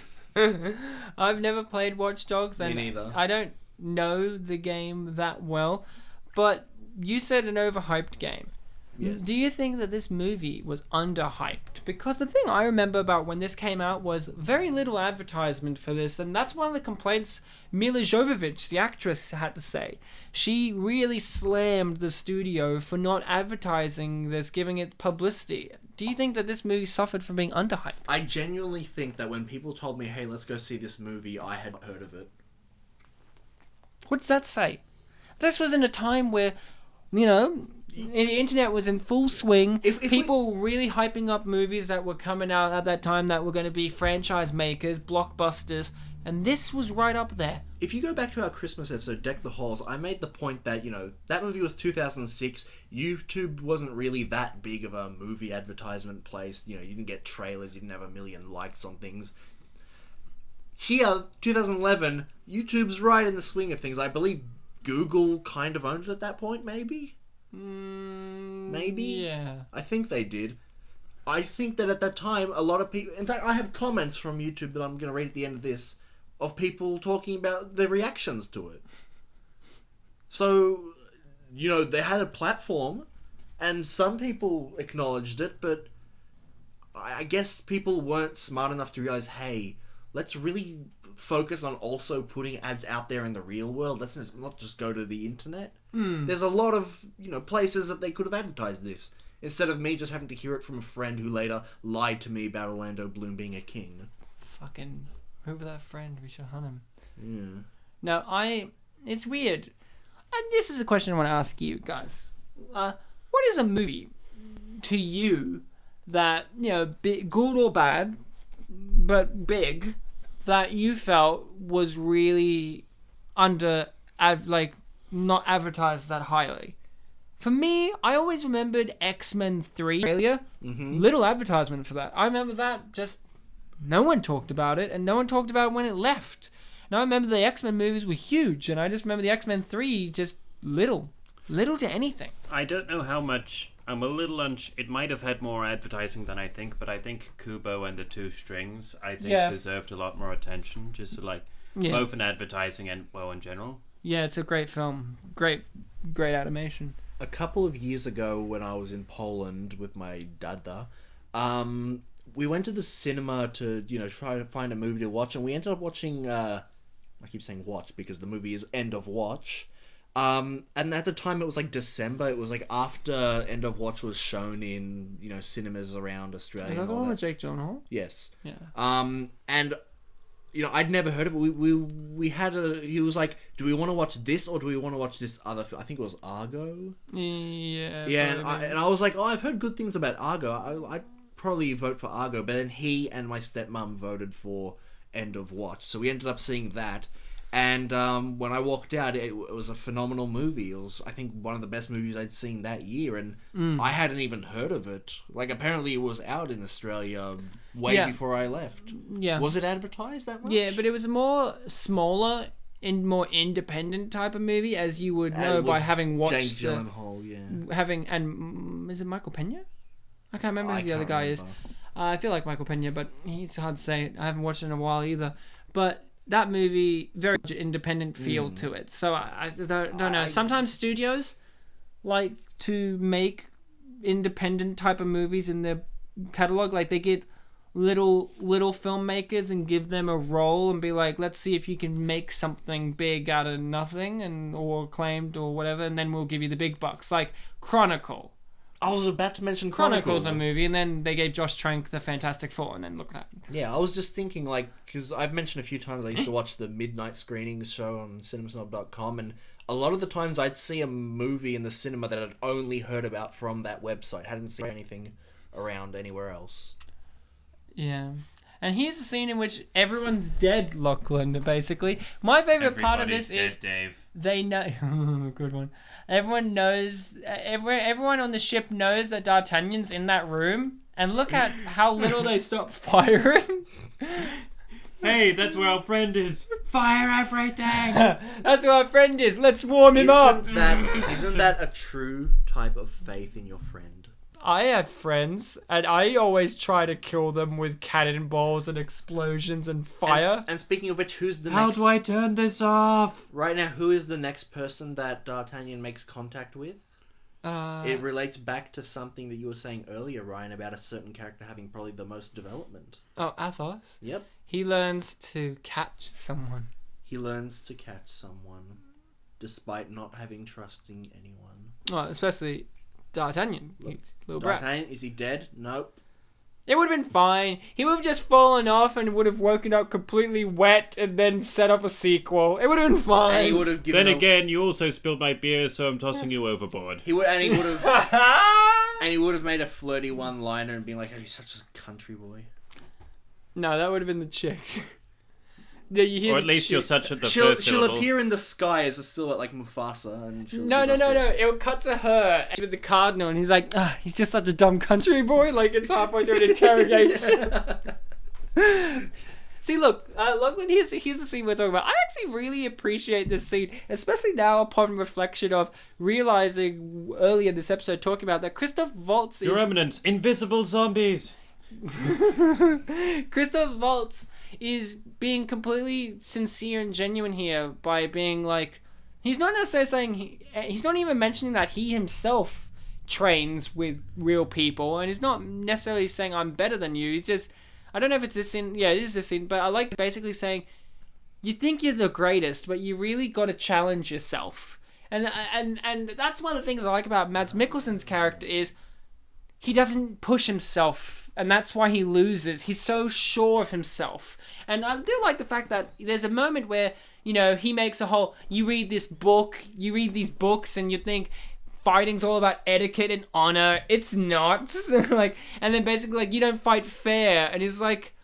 No, he's like, you don't know how to fight. You don't know how to fight fair. It's like, oh, I do know how to fight. I just don't like how to fight. I just don't fight fair. Yeah, that's why I went, a second ago, because I remembered that line. And I think... the character play, but it is. And Christoph Waltz during that imaginary fight people has some really good lines too. And I feel like their dynamics as older European actors who both of them have done their time in, German cinema or Danish cinema or Eastern European cinema. They've been around for a very long time, both of them, and they both got their attention in America for whatever film. For Mads Mikkelsen, I would say he got a good amount of attention for James Bond. Yeah, Casino Royale. Casino Royale, that got him big bucks. But then I would say for more people, him being Hannibal Lecter got him some real recognition. Mm-hmm. And then Christoph Waltz, Inglourious Bastards. Yeah. Like from then on, people knew who he was. Yeah, we've talked about this on the show. I really would like to cover the movie Water for Elephants with Christoph Waltz. I think it's actually a genuinely emotional film with a great... My mum told me it was really good. With some really great performances. Is that the one with Robert Pattinson? Yeah. Yeah. I like him as an actor too when he acts. And you're having a good laugh about them flying up in the sky, and James Corden's got no form of seatbelt helping him stay on. Just the look of it all in general. This is a serious adaptation of the film. Yeah, this is a serious film adaptation on acid. That is not too far off. Says Ryan tapping his little touchscreen that's going to read later. Just as foreshadowing everyone. Foreshadowing. Talking about foreshadowing. Ooh, paper. Where were we left off on our fan At the fiction? end of Bang, Ryan. What happens after Bang of the piston? Oh, wow. After the bang of the piston. Do I want to know what the bang of a piston is? It sort of happened. Oh, I'll read the... Previously on fan fiction. Last time on fan fiction. This family will be broken up, he said. It all went slow to me. All I could hear my father yelling no and trying to save me. I shut my eyes. Bang. I opened my eyes, feeling all over my dress, checking for blood, but there was none. I'm okay, Mother. I'm all right, I said. Mum can't breathe, I said. Sorry. Sorry. She let go, Charles. she all right? She turned to face my father and saw that he was on the ground. No! I yelled. I rolled him over. Bella, he said weakly. In brackets, I let it slide. Father, I said, grabbing his hand. The musketeers rushed over to his side. Well, boys, the first moment I'm a musketeer is the last one, he said with a chuckle. Don't say that, I said with my voice cracking. My dear, I'm afraid it is. He caressed my cheek. Do not cry. I bit my lip, trying not to cry. He turned, my mother. My love, he said, it will be hard, but I want you to love again once I'm gone. Promise me. I promise, she said with tears in her face. In her face. It says in her face. And that's all I'm going to read for now. Wow. Where does it go from there, Lachlan, after tears in her face? After he got banged by a piston. Now, Lachlan, I don't want to spoil anything, but this sequence It here... reminds me... Have you ever heard of a Little Lytton contest? Sorry. It's What is just it? like it's a contest to sort of like to find the worst lines in literature, and it's sort of like it reminds me of sort of like one of the contest entries, which was just like ironically, the paralysis made her lose control of the very same limbs that made her routine so magical. Those very limbs, those self-same ones. Now, guys, I don't know how you felt about this scene here where, no, you're seeing it for the first time, Lachlan, but Mila Jovovich bravely sacrifices herself and the music swells, making you feel like, oh no, not her, she's gone. My girlfriend Rachel sat next to me and said, Ryan, why is the music playing like that? Like we should feel sad that she's gone. She was a villain, she was terrible.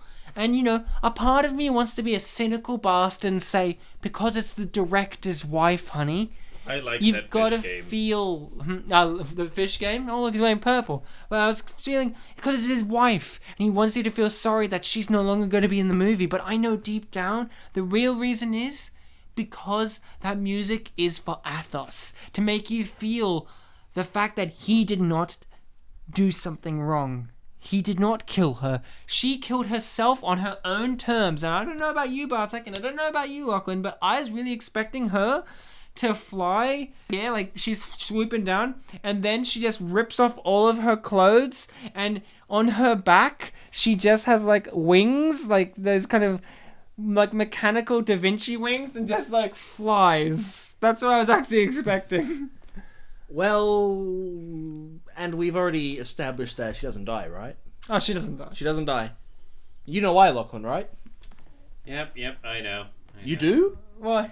Well, it's like I did read the TV tropes page, so I know that she doesn't die. Why doesn't she die? Because she's I the don't director's know. wife.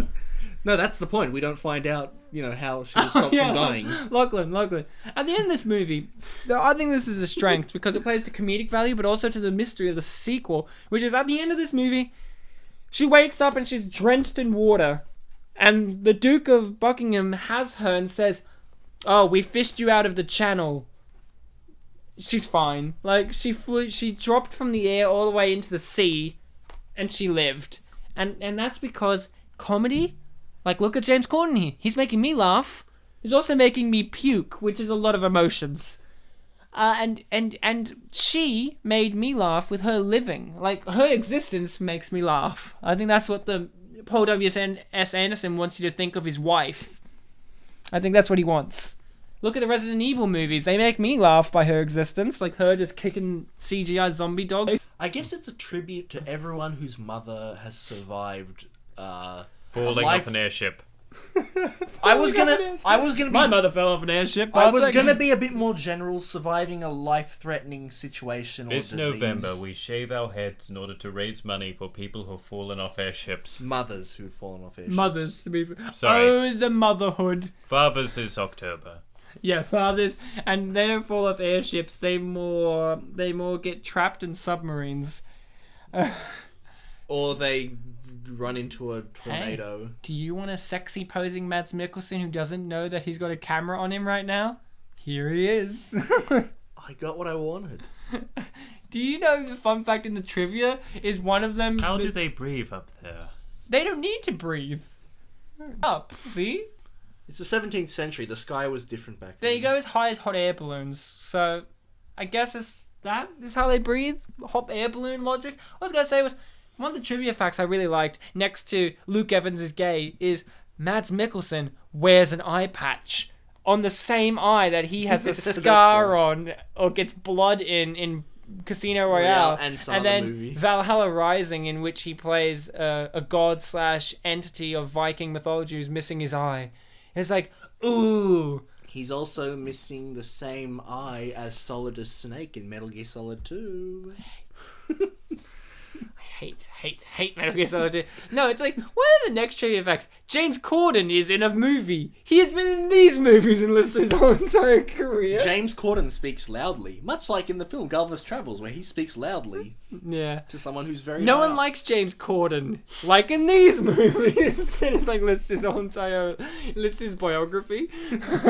Man, you should hear filmography. Frankie Boyle talk about James Oh, Corden. I have, and he Good. doesn't like him. Good. And then he like has whole speeches about like, hey, I don't actually have it personally out for the guy. I just like comedy, and he doesn't. We are entering a crossroads here with the movie. The movie is getting to the climactic phase in which the bad guys and the good guys are going to show down, and we don't know who's going to win. I mean, we know that they're going to win, but we don't know how they're going to win. Are they going to win with lessons learned from the story that we've seen? Hey, did our hero D'Artagnan does he defeat the evil Mads Mikkelsen by using the lessons of sword fighting he learned from his father in that one scene? No, he doesn't. What he does is confuse Mads Mikkelsen for no apparent reason. Like, did you watch that? Yeah. We're talking about the scene just when he dies? Yeah, when Mads Mikkelsen dies, did it confuse you why he died or how he died? Well, his sword was launched into the air. But not his sword. The other guy's sword was launched in the air. Like, Mads still has his sword. Yeah, D'Artagnan's sword. I'm just clarifying for the audience. Yes. D'Artagnan's sword was launched in the air in a kerfuffle on Notre Dame, the sequel to Hunchback of Notre Dame, and Hang on. Mads. Yes. Sorry, but it's just I just remembered something. It's like Cardinal doesn't need to personally have the diamonds in order to win. He just has to make sure that they don't reach the queen. So it's like he doesn't have to negotiate anything. He just has to like blast them out of the sky here and now, and he wins. Yeah, but he doesn't know that. Mads Mikkelsen. The Cardinal wants it so that they can put them in London and frame them properly. But you're right. There's a plot hole in the villain's plan. I'm surprised. You were saying, Bartekian? So D'Artagnan's sword gets launched into the air in a kerfuffle on Notre Dame, the sequel to Hunchback of Notre Dame. Fun fact. And Mads Mikkelsen does not realize this, but D'Artagnan does, and he plays along like, okay, I'm unarmed, you've got me. And yeah, there's nothing that D'Artagnan can really do without that sword. So Mads is like, yep, I've got you at sword's length, you're gone. Then when the sword, comes down, D'Artagnan reaches for it, grabs it. It's not enough time for Mads Mikkelsen to Move, block, stab. To just process it. He's like a computer. He needs time. You know what happened? The sword landed in D'Artagnan's right hand, and since Mads Mikkelsen's blind in his left eye, he couldn't see that it landed, and then he got stabbed. Because the eye that he's missing is facing the hand that grabs the sword. That's exactly it. I think that's exactly it, There you go, Ryan. I figured it out. I'm the real Columbo of the group. Did you think that James Corden was going to pick it up and throw it out? I actually thought he was going to eat it. Would it surprise you if he ate a bomb? And the sequel is James Corden, quadruple amputee. No, it's... And despite his disabilities, they shit on him even worse than before. No, the bomb, he eats the bomb and it blows up inside, but he doesn't, break him. It just stretches him to make him really big. And then he goes back to Lilliput, and he becomes the giant of Lilliput. No, it stretches him out like a balloon, and then he suddenly deflates like a balloon and just goes whizzing all around the room. Guys, Like Lanky Kong. guys, you're getting it all wrong.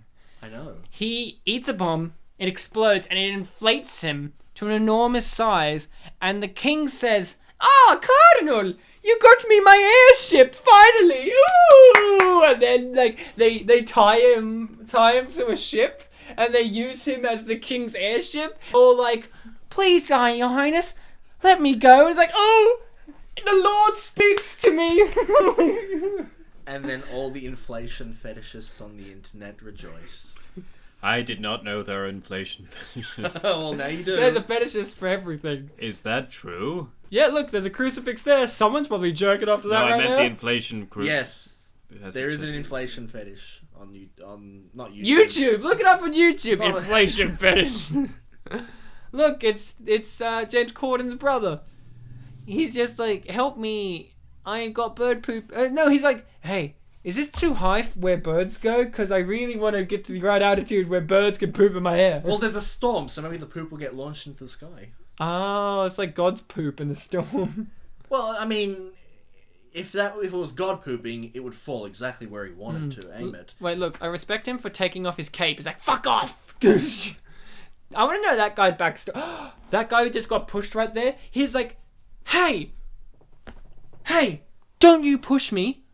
My brother is in hospital right now with a serious head wound injury, and I have to contemplate whether pulling the life support or not. And you pushing me is not what I need right now." So this is a It's analogy to how people sometimes back in early 20th century had to go to war to earn money to save or pay for something Medical bills. life-threatening.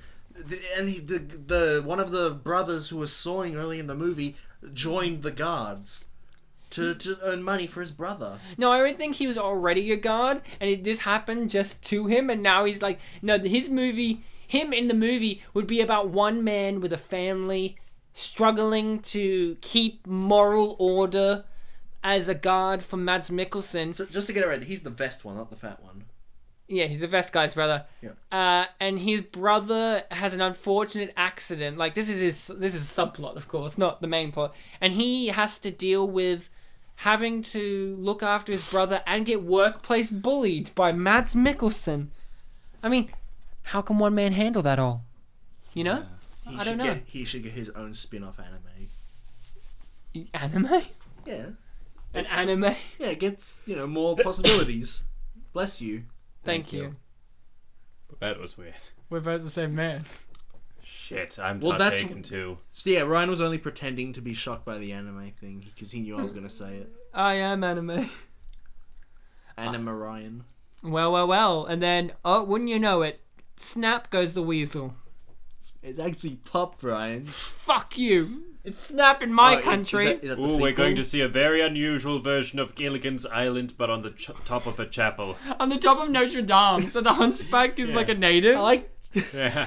chapel. That's a bit of an understatement compared to a cathedral. Hey. I don't In really France, know my they build churches, so their- I went with chapel. They build their chapels pretty big in France. You should see the size of their cathedral. Have you ever seen Paris? That's a cathedral. The Vatican's a shed. The Vatican's just fucking. It's just a fucking. It's a storeroom. Outhouse. God's outhouse. The Vatican. God's outhouse. Yeah, the Vatican City. Maybe puncturing the balloon or the thing that's keeping you from falling is a terrible idea. But they're just gonna jump back onto their own ship. But what's cooler, doing that or not doing that? Oh, you got me there. What's cooler, bird poop or no bird poop in your hair? I don't know, you got me there. It's kind of like a twisted logic to that whole "you can't prove it's not true" argument. Oh, you can't. It's like, what's not cooler than this? Not doing it. Oh, I thought you guys say. Yeah, no, I set it up. You bad. can't prove I didn't have a hand in writing Harry Potter. You know, You don't know if me. Pothos was standing a bit more to the left, that would have gone in his bum. I was gonna say, if there was a woman on that ship. She'd want to get impaled. Is that what you're saying, Ryan? What? The What? She would give birth to Notre Dame's breast babies. We've already established this. That's God's penis right there. The tip of every chapel is God's penis. Okay. Well, a chapel, right? Oh, that's a chapel. We already established that. No wonder he wants so many wives. Yeah, exactly. Brides of Christ, all of them have to rub themselves against the chapel every day. Oh, I regret saying that now. Look, that guy's got a key. A key to God's heart. A serious question. CGI. Are nuns referred to as brides of God? Brides of Christ. Brides of Christ? Yes. Oh, okay. Hence they wear the habit. I thought it was just a habit. They call him Mother Superior because of the length of his habit. That's one of my favorite quotes in the movie Train Spotting about their drug deal.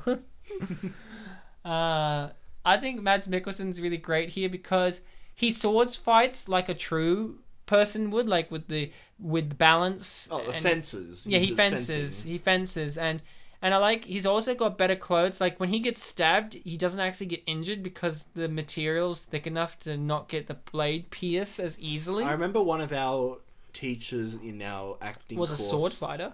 Was like really into fencing, and he's like, "Oh, fencing is really good for acting because it like teaches you posture." He was the paradoxically actor one that you didn't like. Working behind a retail counter also teaches you posture, I guess. I guess all actors should work in retail. I think they already do. And no, they work in hospitality.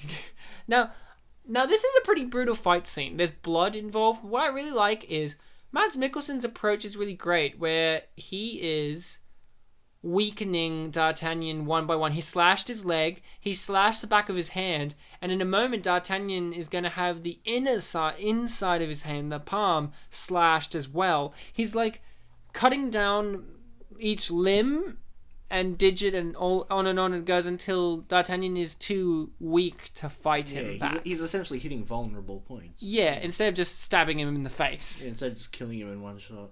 I actually don't... No, I don't know about you. Okay, I want to hear Lachlan's thought on this. Now watch this, Lachlan. Mads Mikkelsen's just walking. Now it's running away. Was I the only one who thought that he was just walking back to the airship?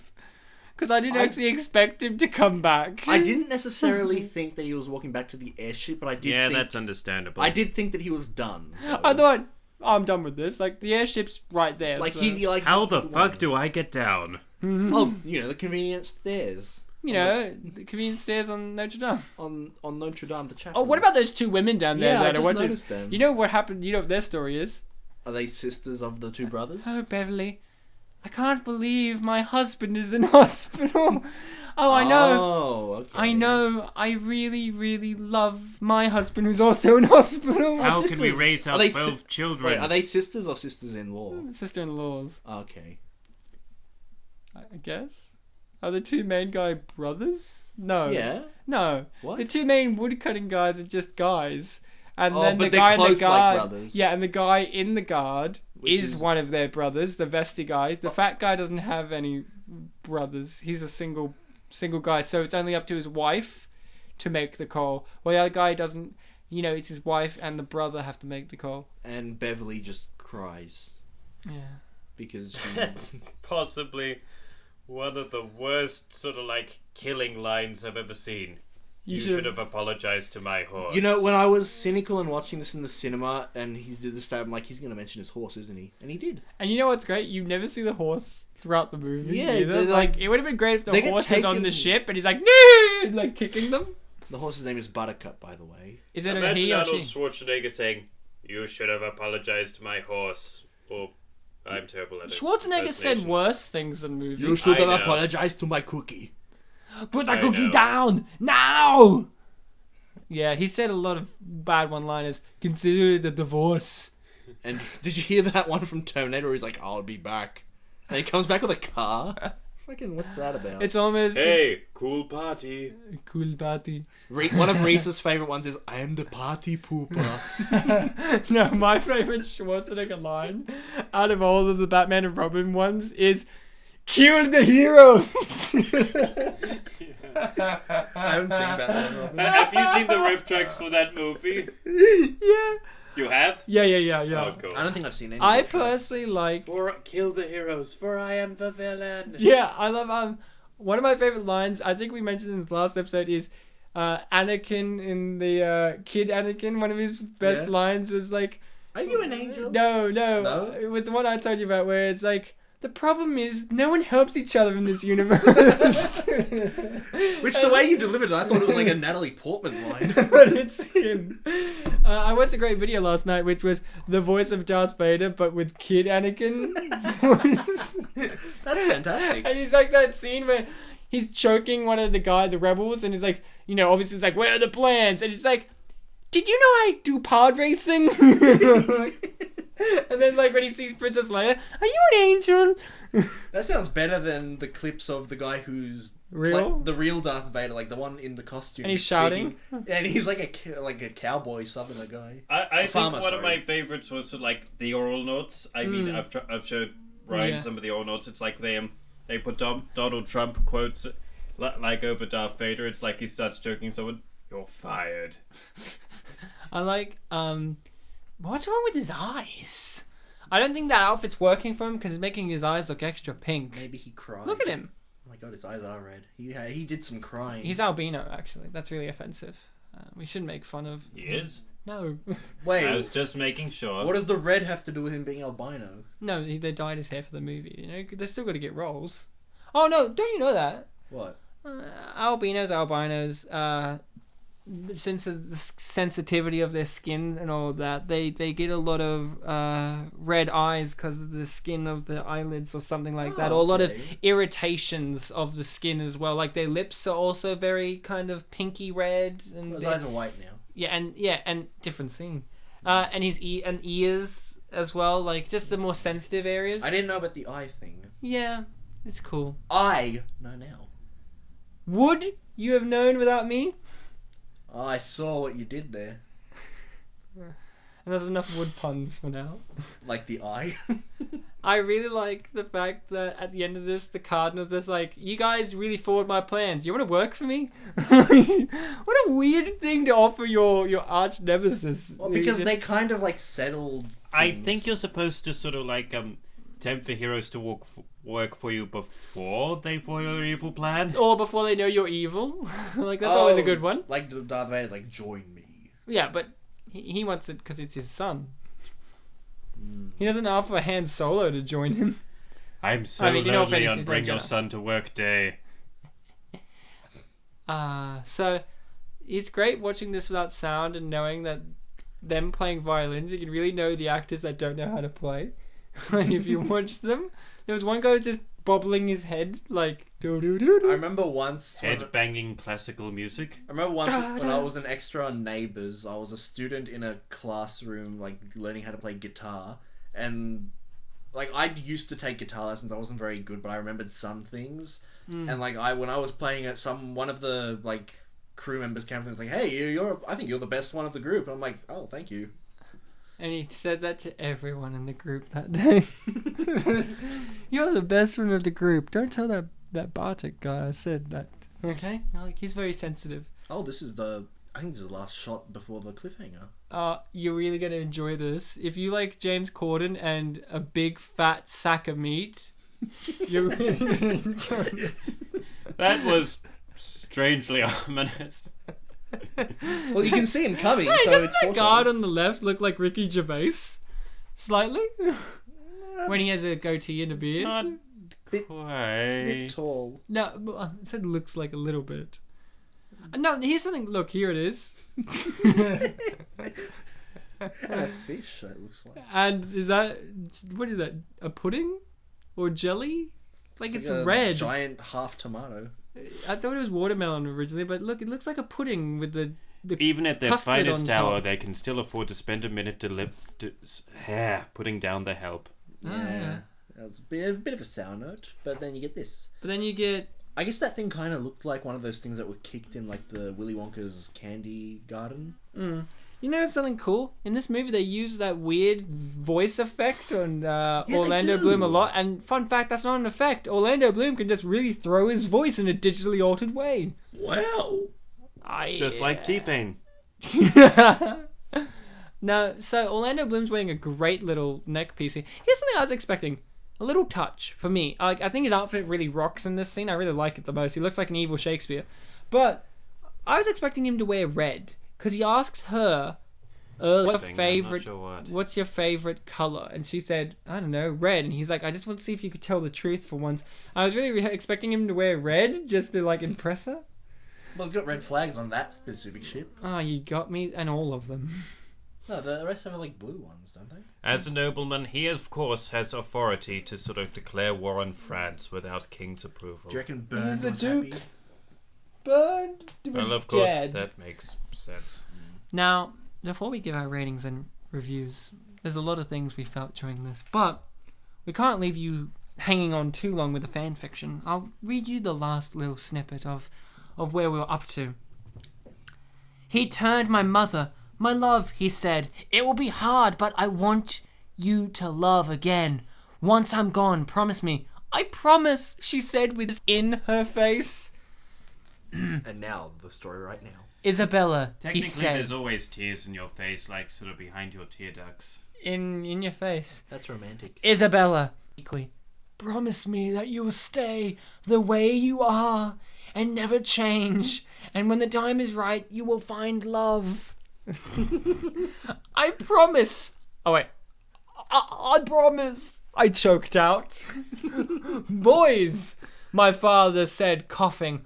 Protect my girls, watch over them, guide them, love them. If needed, never leave them. Because when they see you, they will... We promise, they all said together. And with that, I saw the life of my father cease to exist. Without the A. Without the A. I stood and walked to Buckingham's ship above and screamed at the top of my lungs, "Coward!" as it flew away. I ran with it screaming. I ran with it, screaming at it, throwing my shoes and crying as it flew away. I fell to the ground sobbing so hard it felt like my going to leap out of my chest. Suddenly, I felt several hands on my shoulder. I turned to see all of the musketeers with looks of remorse and sadness. D'Artagnan put out his hand to pull me up from the ground. I took it as he pulled him up. He pulled me into him for a hug. I'm so sorry, Isabella, he said softly. I embraced him for what seemed like forever, and my sadness turned into anger. I turned to the musketeers. I want to learn how to fight. I want to know how to use a sword. I want to be a female musketeer, I said. Are you crazy? You could get killed, Athos said. A part of me has died today. It's not like it can return, Athos, he told. I know like it can return. Athos, he told not to change and live my dreams. Well, I'm going to do it, and you are all going to help me, I said. I beg your pardon, Porthos said. And why should we teach you? Aramis said. Like, Aramis is always full of questions in this, isn't he?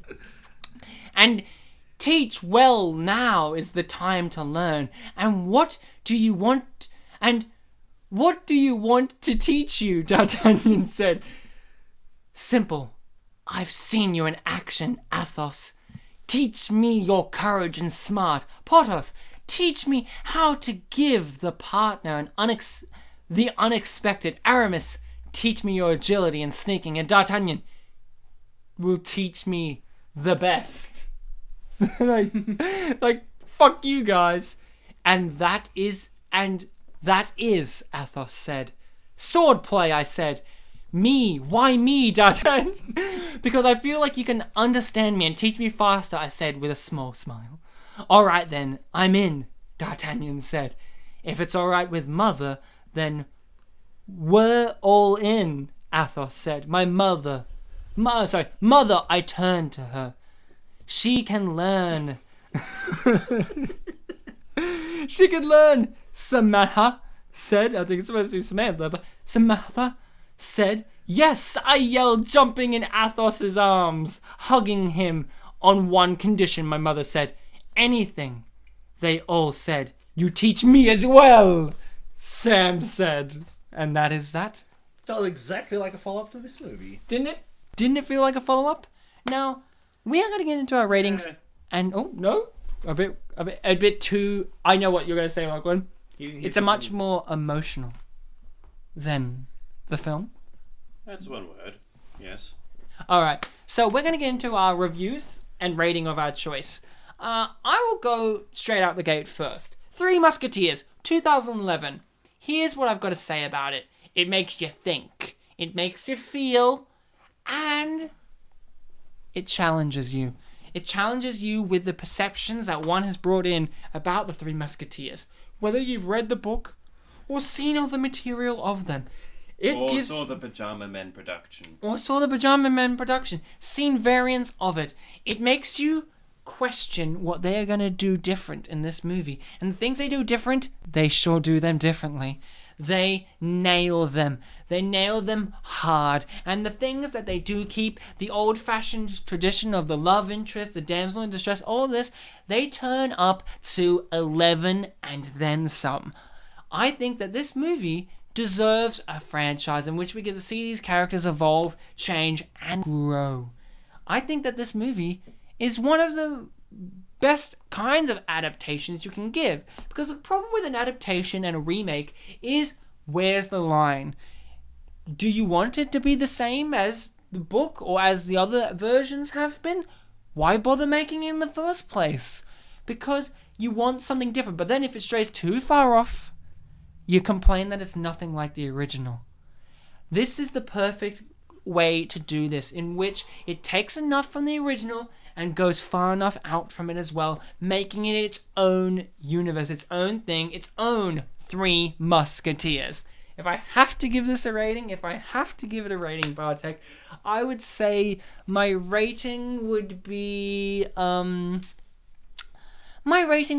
a dashing purple outfit, because after all, fashion favours the bold. Much like the king.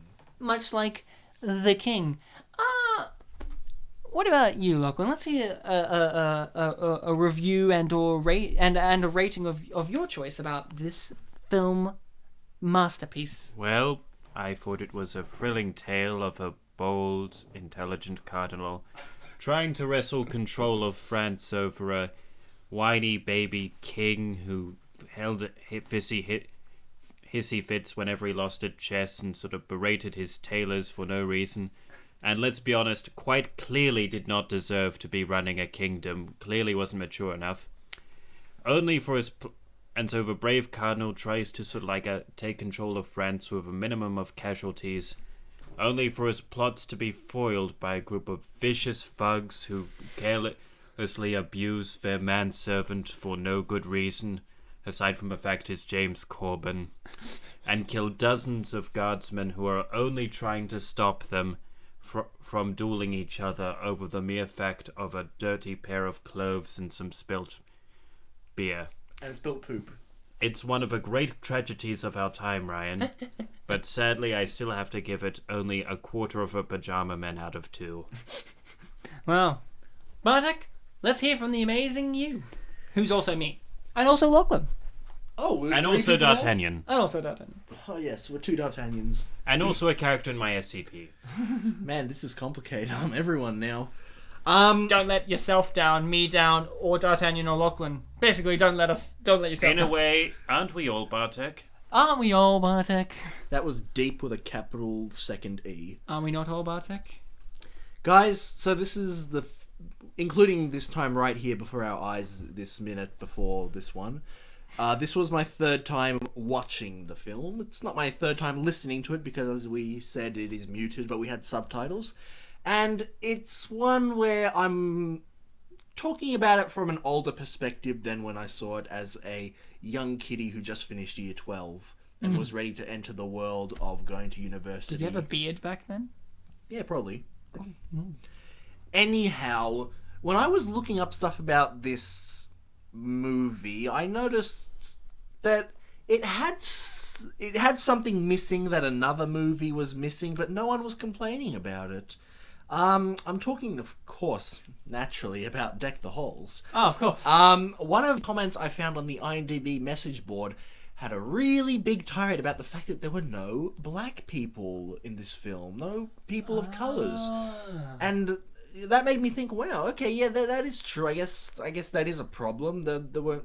I don't think there would have been any characters that needed to be black, especially, but They don't necessarily need to be white either, to be fair. yes. And then I read some comments. I don't necessarily know if I included them that were complaining about the fact that this is France, and there are white people in France, but they're all being played by people doing their normal accents. They complained about whitewashing white people with other white people, and it just that's a tragedy. And it just made me keep thinking about this whole whitewashing issue. We even talked about it last week with whole Tiger Lily's a white lady, even though she's in a tribe of people who are outside of regular society, in and the film they're Pan.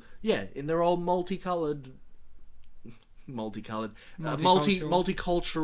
society. And it reminded me, and I don't know if I've mentioned this yet on the show, but the Scarlett Johansson film The Ghost in the Shell that's coming out soon? Yes. Sooner it has. I don't know if I've missed it. No. People are complaining about that because she's playing Motoko Kusanagi, a traditionally Japanese character, even though she's kind of like a robot android, being played by a white woman. And, when I heard that, I'm like, well, yeah, I guess that is whitewashing. But then I heard this comment. It's by someone in Japan who has sort of rights over the property. When asked if he had a problem with the fact that Scarlett Johansson, a white woman, was playing this role, he said, no, why would I have a problem with this? Scarlett Johansson is a very well-known, American Hollywood actress, and I think that her presence will increase the likelihood of many people getting into my franchise, Ghost in the Shell. So it's kind of like looking at there are good sides to it. People are like, oh no, we need this. This is a completely bad thing. But no. Not in there Three are Musketeers, good things. In the Three Musketeers, is it not the exact same? Is it not that people love Luke Evans, love Ray Stevenson? I know men love Luke Evans. And probably vice versa as well. Is this not a film surrounded in love? Yeah. Love makes the world go round, Ryan. This film is love. Shrek is love too. Well, yes, that originated when he was shipped with an unexpected character, right? Do you know which character? Donkey? No, Ryan. The answer is obviously Shadow the Hedgehog. Oh, fuck. That's not even a lie. You can look it up. So if I have to give this film a rating, I'm not going to give it a Shrek crossover with Shadow the Hedgehog because many people have. I am going to give this film 10 times the love it will get after the successful franchise of What Would You Do, which will reinvigorate people to go back to this movie and see where it all started. 10 times how much people will love it at that point in time. You really got there, didn't you? Love. Love is a factor. Now, we have some people who love and don't love this movie. I know, Lachlan. It's not just you who doesn't love this movie. I know, it's shocking. But there are multiple people with multiple opinions. And Bartek and I have got together a variant amount of YouTube comments and or reviews from IMDb. Bartek, I'd like to hear a couple of your YouTube comments about this movie. There are a lot of cynical Cindy's in this compilation of comments, but there are some good ones. There are also some who got a bit off track, but let's hear from some of them. So the first comment I found was from one of the cynical Cindy's. Skip this movie and watch the BBC show The Musketeers. I've heard it's more accurate and it's much better written / directed / acted, etc. Smiley face. And another comment said, they got some really good actors to be in this crap. And then they did a colon capital P. They did a smiley face. Oh, it's a colon capital P, so it's like the tonguey smiley face. And there's another comment here from another bastard. Sorry, I've gone from cynical Cindy to bastard. Bastardio! It's like bastard Bartek. This bastard Bartek says, Hollywood can make a shit from diamond. Alexander Dumas makes face palm with a U instead of an A in his coffin. You say it's like they roll in their grave. It's like face palm. Face palm in his coffin. Face palm. Give us another one and then I'll read one. Alright, this person's excited, but, I mean, for the wrong reasons. Can't wait for G.I. Joe Retaliation, 2 commas, where Ray Stevenson, Porthos, it says in brackets, will fight Dwayne Johnson in an epic film fight. And then a colon capital D, like a little excited face. Well, that was exciting. I'm also starting out with negative ones, Lachlan. Here's a negative review from IMDb. There's no star rating on this one. It's called Chicks Chat on Film Review, Musketeers on Steroids. That's the name. From 2011. That would explain how that guy at the start was able to pull those chains out of a wall. Oh, well, we'll get into this. Because he's ready to fight Dwayne Johnson. This is how it starts. Now, remember, this is from 2011 when the movie just came out, so it's still fresh. Yet another adaptation of the Alexandre Dumas classic, The Three Musketeers. However, this tale came with way too much modernization for my taste. Flying battleships, automatic cannon launchers, and tricked-out vaults were just a few of the technological feats that were only a necessity because the story needed something more to make anyone care long enough to stay in their seat the full running time. I felt that from the trailer there was a desire to make this a larger-than-life visual extravaganza with the wide and aerial views of the French and English landscapes, along with huge explosions. The viewer was, along with huge explosions, the viewer was supposed to be amazed. The only amazing thing that I found was that the only way to remember that they were experiencing a story in Paris, France, is that the characters kept mentioning it. I don't remember that. They kept mentioning it. Otherwise, with all the varying accents, it was easy to forget where the story was taking place. I don't recall one person speaking with a French accent or even injecting a little bit of French for some authenticity. Not once. And don't even get me started on the ridiculously constructed chance meeting of D'Artagnan and the Musketeers. I have to admit that I found the Duke of Buckingham to be delightful. He was a balanced mix of charm and cunning. But what the heck was going on with the King Louis character? King Louis character, a fashionista?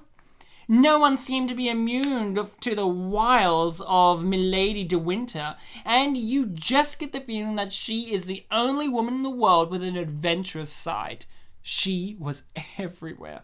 All in all, I could think of while watching this film was, this is the stupidest Three Musketeers story ever.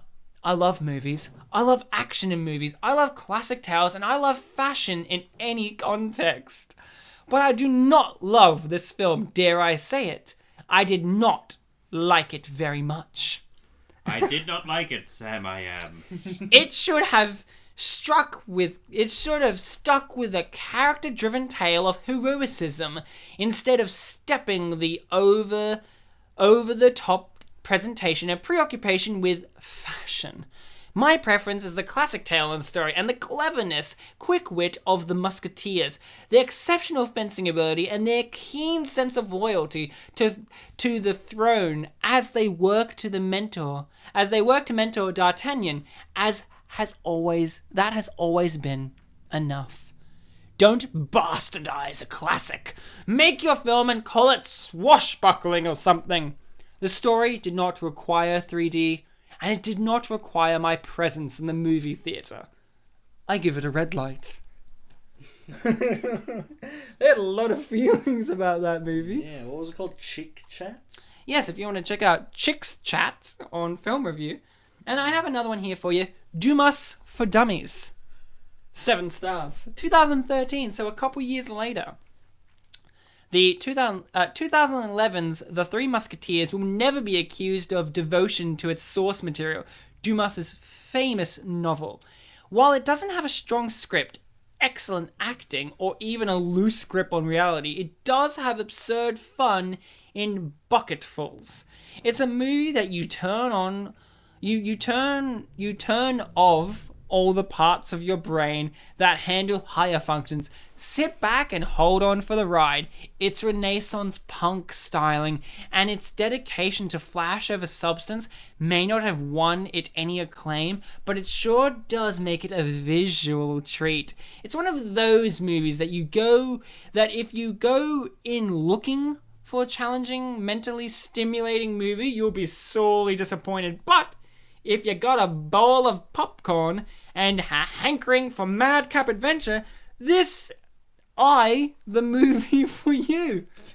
Good movie? No. Fun movie? Yes. 3 out of 5 stars. Cool. Let's hear from you, Bartek. Okay, so these next couple of comments came from before YouTube had the whole reply system where you can like get the initial comment and read down. So these are responses. This first one is a response to someone who's calling out a bunch of Orlando Bloom, not to be confused with Orlando Bloom, fan girls for loving him, despite the fact that his character is very evil. I don't expect him to know me. I'm not the only one who loves him. You're just a disgruntled person. And I just think it's beautiful that a film like The Three Musketeers can bring out such raw emotion in a person that they can defend themselves in relation to the film. And the next one is a response to something that I don't even understand. Serbia? I am Jew. You and your Serbia have a problem? You fucking racist! I fuck you and your racist Serbia! Smiling winky face, greetings. A Serbian film review. And this one is a response to the general cynical Cindiness. Oh no. Why is it so awful to see a story altered? I happen to like airships. Whether they would really work or not, when combined with swashbuckling adventurer types. I understand it isn't faithful to the original story, but there's worse Finsk in the world than that. Christ, just added there for posterity. Well, that's good now from that, but we have to get back to some 10-star review from IMDb. That's right, there are some positive ones. Ryan, take a drink. For us all. Oh, I'm gonna take a big drink because this is a big word full of review. And there he goes, sucking on that bottle like a teat. Like a baby teat? Like, did I get born from this bottle? Well, when you were in the bottle, you could drink it all you want. You know, some people, they live for the bottle. Yep. Now, this one's called Not the Best Adaptation, but Loved It. 10 stars. Now, prepare yourself, guys. For this may contain spoilers. Honestly, this was not the best adaptation of The Three Musketeers, but I personally enjoyed it a lot, despite it being in a different language and not understanding half of it. One of the reasons why is because the movie was very entertaining, and the second reason is because I prefer not to compare both the movie and the books together, since no movie is perfect when it comes to adapting it from a book. The only one that came pretty close was the Three Musketeers 1970s version. I did not really mind the airships because Anderson did say in an article that he decided to use one of Da Vinci's war machines in the movie, and I just interpreted the airships as Buckingham just trying to find a way to defeat the nation of France. And Da Vinci's tomb was at the beginning, it was foreshadowing. I did not mind it either when Milady bungee jumped from the roof, practically half naked, because honestly, who would want to be bungee jumping in that kind of dress, am I right? Sure, it's a lot easier to fight in the dress, but do you really think it's going to be a whole lot easier trying to bungee jump and doing all of those jumps and leaps on the roof in Queen Anne's room? Though the Milady in the actual book would probably never do anything like that. I did not mind it in the least because I believe if Milady is capable of murder, then she is capable of everything else. The movie was a bit humorous and all action. The plot seemed to go by too quickly in my opinion, but I just think the movie is good for entertainment. There were lots of references to the books, though. Like, for instance, Buckingham's letters to Queen Anne, the stealing of the Queen's diamonds, Athos and Milady's relationship, despite the complete differences between the book and this movie, the affair between Milady and Buckingham, and finally, England going to war with France. I won't go into full details of the book. You just have to read the book yourself, but there are a lot of differences between them, but still some references to it. Some of the characters were a little off character, like Buckingham, since in the book he wasn't really a bad guy, just a lovesick puppy. But I think from the German version of the movie, that Orlando Bloom did not do so bad. In fact, he really made it seem plausible for him to play the role of a bad guy. Both Orlando and Mila Jovovich really gave me chills, though the sexuality between Milady and Buckingham really drew me into the story more because just like Milady in the book, the Milady in this movie was not your average go to church and stay pure kind of 17th century woman. I believe Milady in both the book and the movies make the story more interesting because without her, there would be no adventures, although I will agree with one review. There was too much attention on Buckingham and Milady, and not enough on D'Artagnan, which is basically what the whole story is about. The whole story is about D'Artagnan. I also found it a little weird how Milady was able to survive the fall from the airship. I do not find it plausible for a person to be able to survive after jumping 4,000 or higher. I suck with numbers. 4,000, I suck with numbers, and landing in the water. But the movie is just meant for entertainment, so I really do not care. I really hope that the next movie, though, will pay a little more attention to D'Artagnan and not to kill off Orlando, because I'll be mad if Anderson did. If you're one of those people who really expects this to be the perfect adaptation, do not expect too much, because no adaptation is perfect, and this is just one of those movies where you can just go and watch a movie, say a Disney movie, and just escape from reality. That's what it is. And that's the end of that review. Passion. I'll let you read from another couple. I've got 6 left. Give us 2 or 3. Okay. This person is critical of a decision that was made for this movie. This is a joke. Of course Hollywood would make a badass assassin into a female during this time period. Right! Last time I checked, an assassin is described as being in peak human physical condition and athleticism, being capable of performing great feats of acrobats and much more.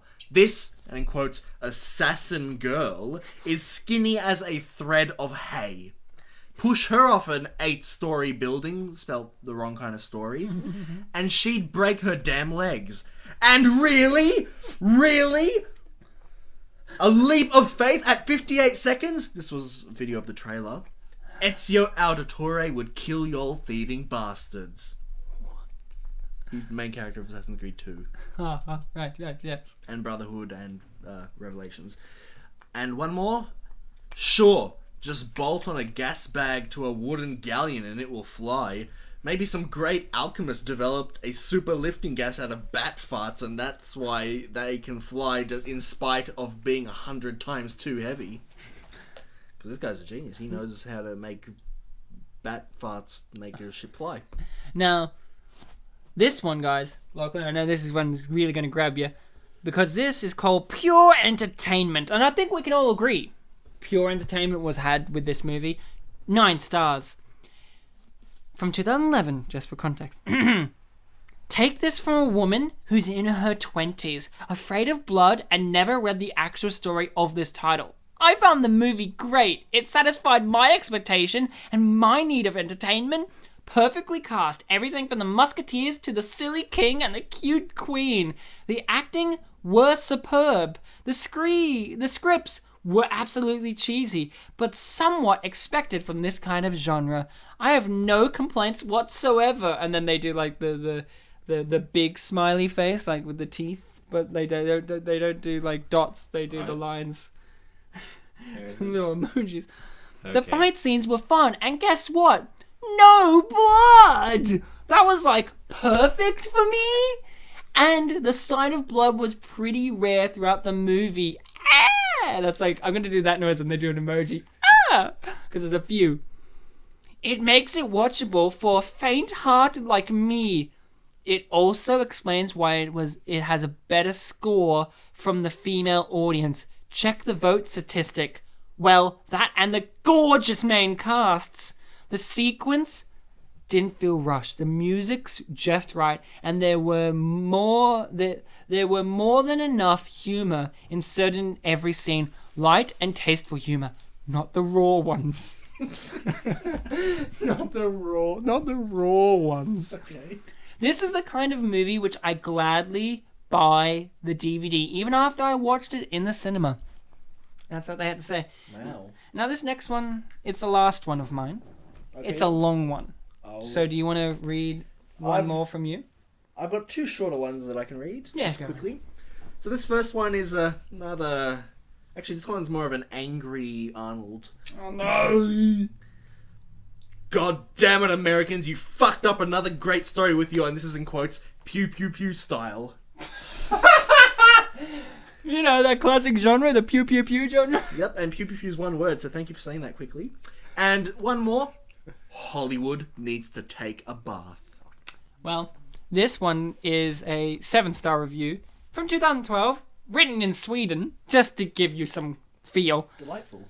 What? An adaptation that isn't an exact replica of books or films? The Horror. That's the title. That's the title. Lighten up. See the name of the director and gladly stay away or have complaints that aren't based on logic. And then this is in quotations. What would those wire triggers? What would the wires trigger? An electric alarm? Ugh. No. Bells, probably. How come Aramis can make a leap from that height without even twisting his ankle? God damn it. Well, the Musketeers are so legendary and mythical, maybe it was time to have fun with and present these guys as something close to superheroes, which the source material, in a way, view them as larger than life. Fitting words for this updated, laid-back version. And I don't object to that. It's just that they sort of swing from superheroes to sort of straight historical fiction. And they also don't really justify any of the violence that they commit aside from the last third. But Lachlan, the next part of this, the start of this paragraph is sophisticated. People often say you should read a book now and again instead of just watching simple movies. In this case, I have to reply, take the time to see a movie and view it as a movie instead of just reading books. A singular plural books. Everything evolves. Not always for the better, of course. That's everything. And just because something's classic doesn't mean that it's gold. Dumas's stories about his musketeers isn't Shakespeare. No metaphor for the afterlife. It's adventure with a splash of thriller plot twist. Who wants to see the same film over and over with the only difference being the actors? Not me. Adapt or die. Most of the story is intact. Milady is still a double agent, the Musketeers still have their virtues and flaws, D'Artagnan will still run into a few men during a chase and challenge them all to duels, and all will show up at the same location and time and it's... I said it. And that's from the book. It's not a film that stands still. There's chasing, slicing, and goofing, and we get crisp cinematography for once by Anderson. Good camera work, and everything about the surface is beautiful. I do feel like a lot of hate just comes based on Anderson's resume. If you know movies, you shouldn't like this. Hence, judging and sentencing it from a biased view. The cast is mostly able and sufficient for this kind of easygoing entertainment. Waltz, spelt with no T, might I add, doesn't reek of menace evil. I hear as a complaint, but what kind of cardinal would that make? As he says, evil is just a point of view, and lends a sophisticated calm malice. And lends a sophisticated calm malice. Who, if we're honest, look like a bit of a daft pedophile in Tim Curry's flesh. That just... Stevenson is Porthos. Evans, I love this. Evans' constipated lack of good material with charisma as Aramis, and MacFadyen is funny as Athos. It's just like, these guys, the Musketeers fucked them. Christoph Waltz, though, legendary. And then D'Artagnan is certainly the weak link. Don't know the age of the actor, but he looks 17, tops. And him challenging menacing villains and big heroes doesn't really work, and you almost laugh. Jovovich, the director's wife, looks alright for 48, smiley face, but has way too much screen time and way too little range as an actress. Anderson should learn to separate career from personal life. At times, it's almost Dewey's adventure. Bloom, in the controversial role as the cunning and arrogant Buckingham, gives a flamboyant performance to say the least, and is enjoyable, though clearly over the top. Things simmer along with not that many things to get excited about or to complain about. A solid but too familiar adventure that doesn't put our protagonist in serious harm's way. Enter Mads Mikkelsen and TTT's most spot-on performance. I love that. TTT's. Is that... Doesn't it mean... Shouldn't it be TTM's? Nope. The TTT's most spot-on performance. At times, a thankless role for Mads Mikkelsen. He stands out and rises above the material. The one-eyed captain is at his core far from a coward, which we will see, but he wants results. Quick, sees no point in honor, and is indifferent to how an adversary is beaten. A sleazy, cool baddie worthy of walking in Lee's or Wincott's footsteps. Every time he strays far from the narratives, things get a bit too harmless, and the movie is most fun when it strays actually high in the sky. The third act raises the Musketeers from a somewhat fun, somewhat hollow 5 to a 7. In the end, I judge Anderson's job here, not on his own merits, cause then this is a masterpiece for its genre then.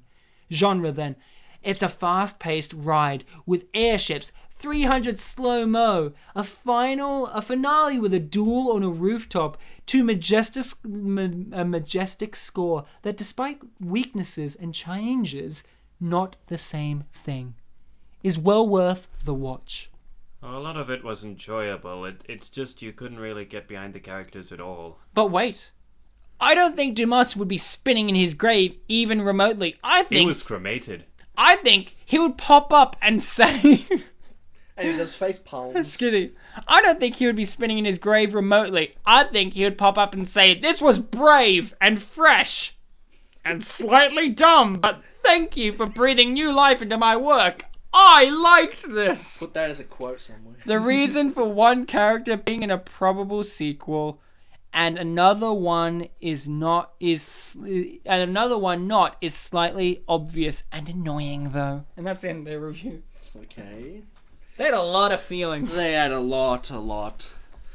I mean, we had a lot of feelings. And I have 2 more feelings from 2 more people to share with you. And it's not going to take anywhere near as long as that review. Oh, but that one had a lot of feelings. This one... Sometimes that review just wants to bake a big cake with all that feelings. This one is very direct with its feelings. I watched this film 2 days ago and I fooled in love with it. I don't know why, but I think Logan Lerman is good actor for this film. He was a great D'Artagnan. And the last comment, and this one, you know what they're feeling. You can just... Please be an erection? No, Ryan. I'm going to read it to you right now in all of its, 6-7 words. Good. Yeah, it was shot in my city! With, 9 exclamation points. Was that City Paris? Well, I mean, it was filmed in Germany. Oh, fuck yeah! Germany! So that's it, listening people. You guys have been fantastic, amazing, wonderful, superfluous, great, obviously. At least we assume you will. We assume. You could be terrible. You could be awful people. You could be stealing jokes. You could be stealing material from innocent Polish podcasters and using it for your own gain. You could be murderers. You could be thieves. You could be a producer for an unappreciated masterpiece, sitting there crying into your bowl of Weet-Bix. How do we know that you're not outside our house right now? How do we know that? We don't know that. Because they're busy Oh my god. Oh my god, it's Paul W.S. Anderson outside! I don't see Mila Jovovich, so she must be too busy filming a scene! Oh no. Oh fuck! Shit. Until Yeah, next that is time, guys! concerning. Till next time, guys! If there is a next time, he looks pretty angry. Till next time, guys! Remember to be nice to each other and check out all of Paul W.S. Anderson's work! I really like Soldier with Kurt Russell and Event Horizon! Oh, and all of the Resident Evil movies, of course! Please, no! Don't break it through the window, Paul! No! Ah, my eyes! I know, he's beautiful. He's beautifully dressed. Oh, it looks really good, Ryan. What a nice purple outfit. I can't feel my legs. Fashion favors the bold. Coming soon. What Would You Do? Part 2.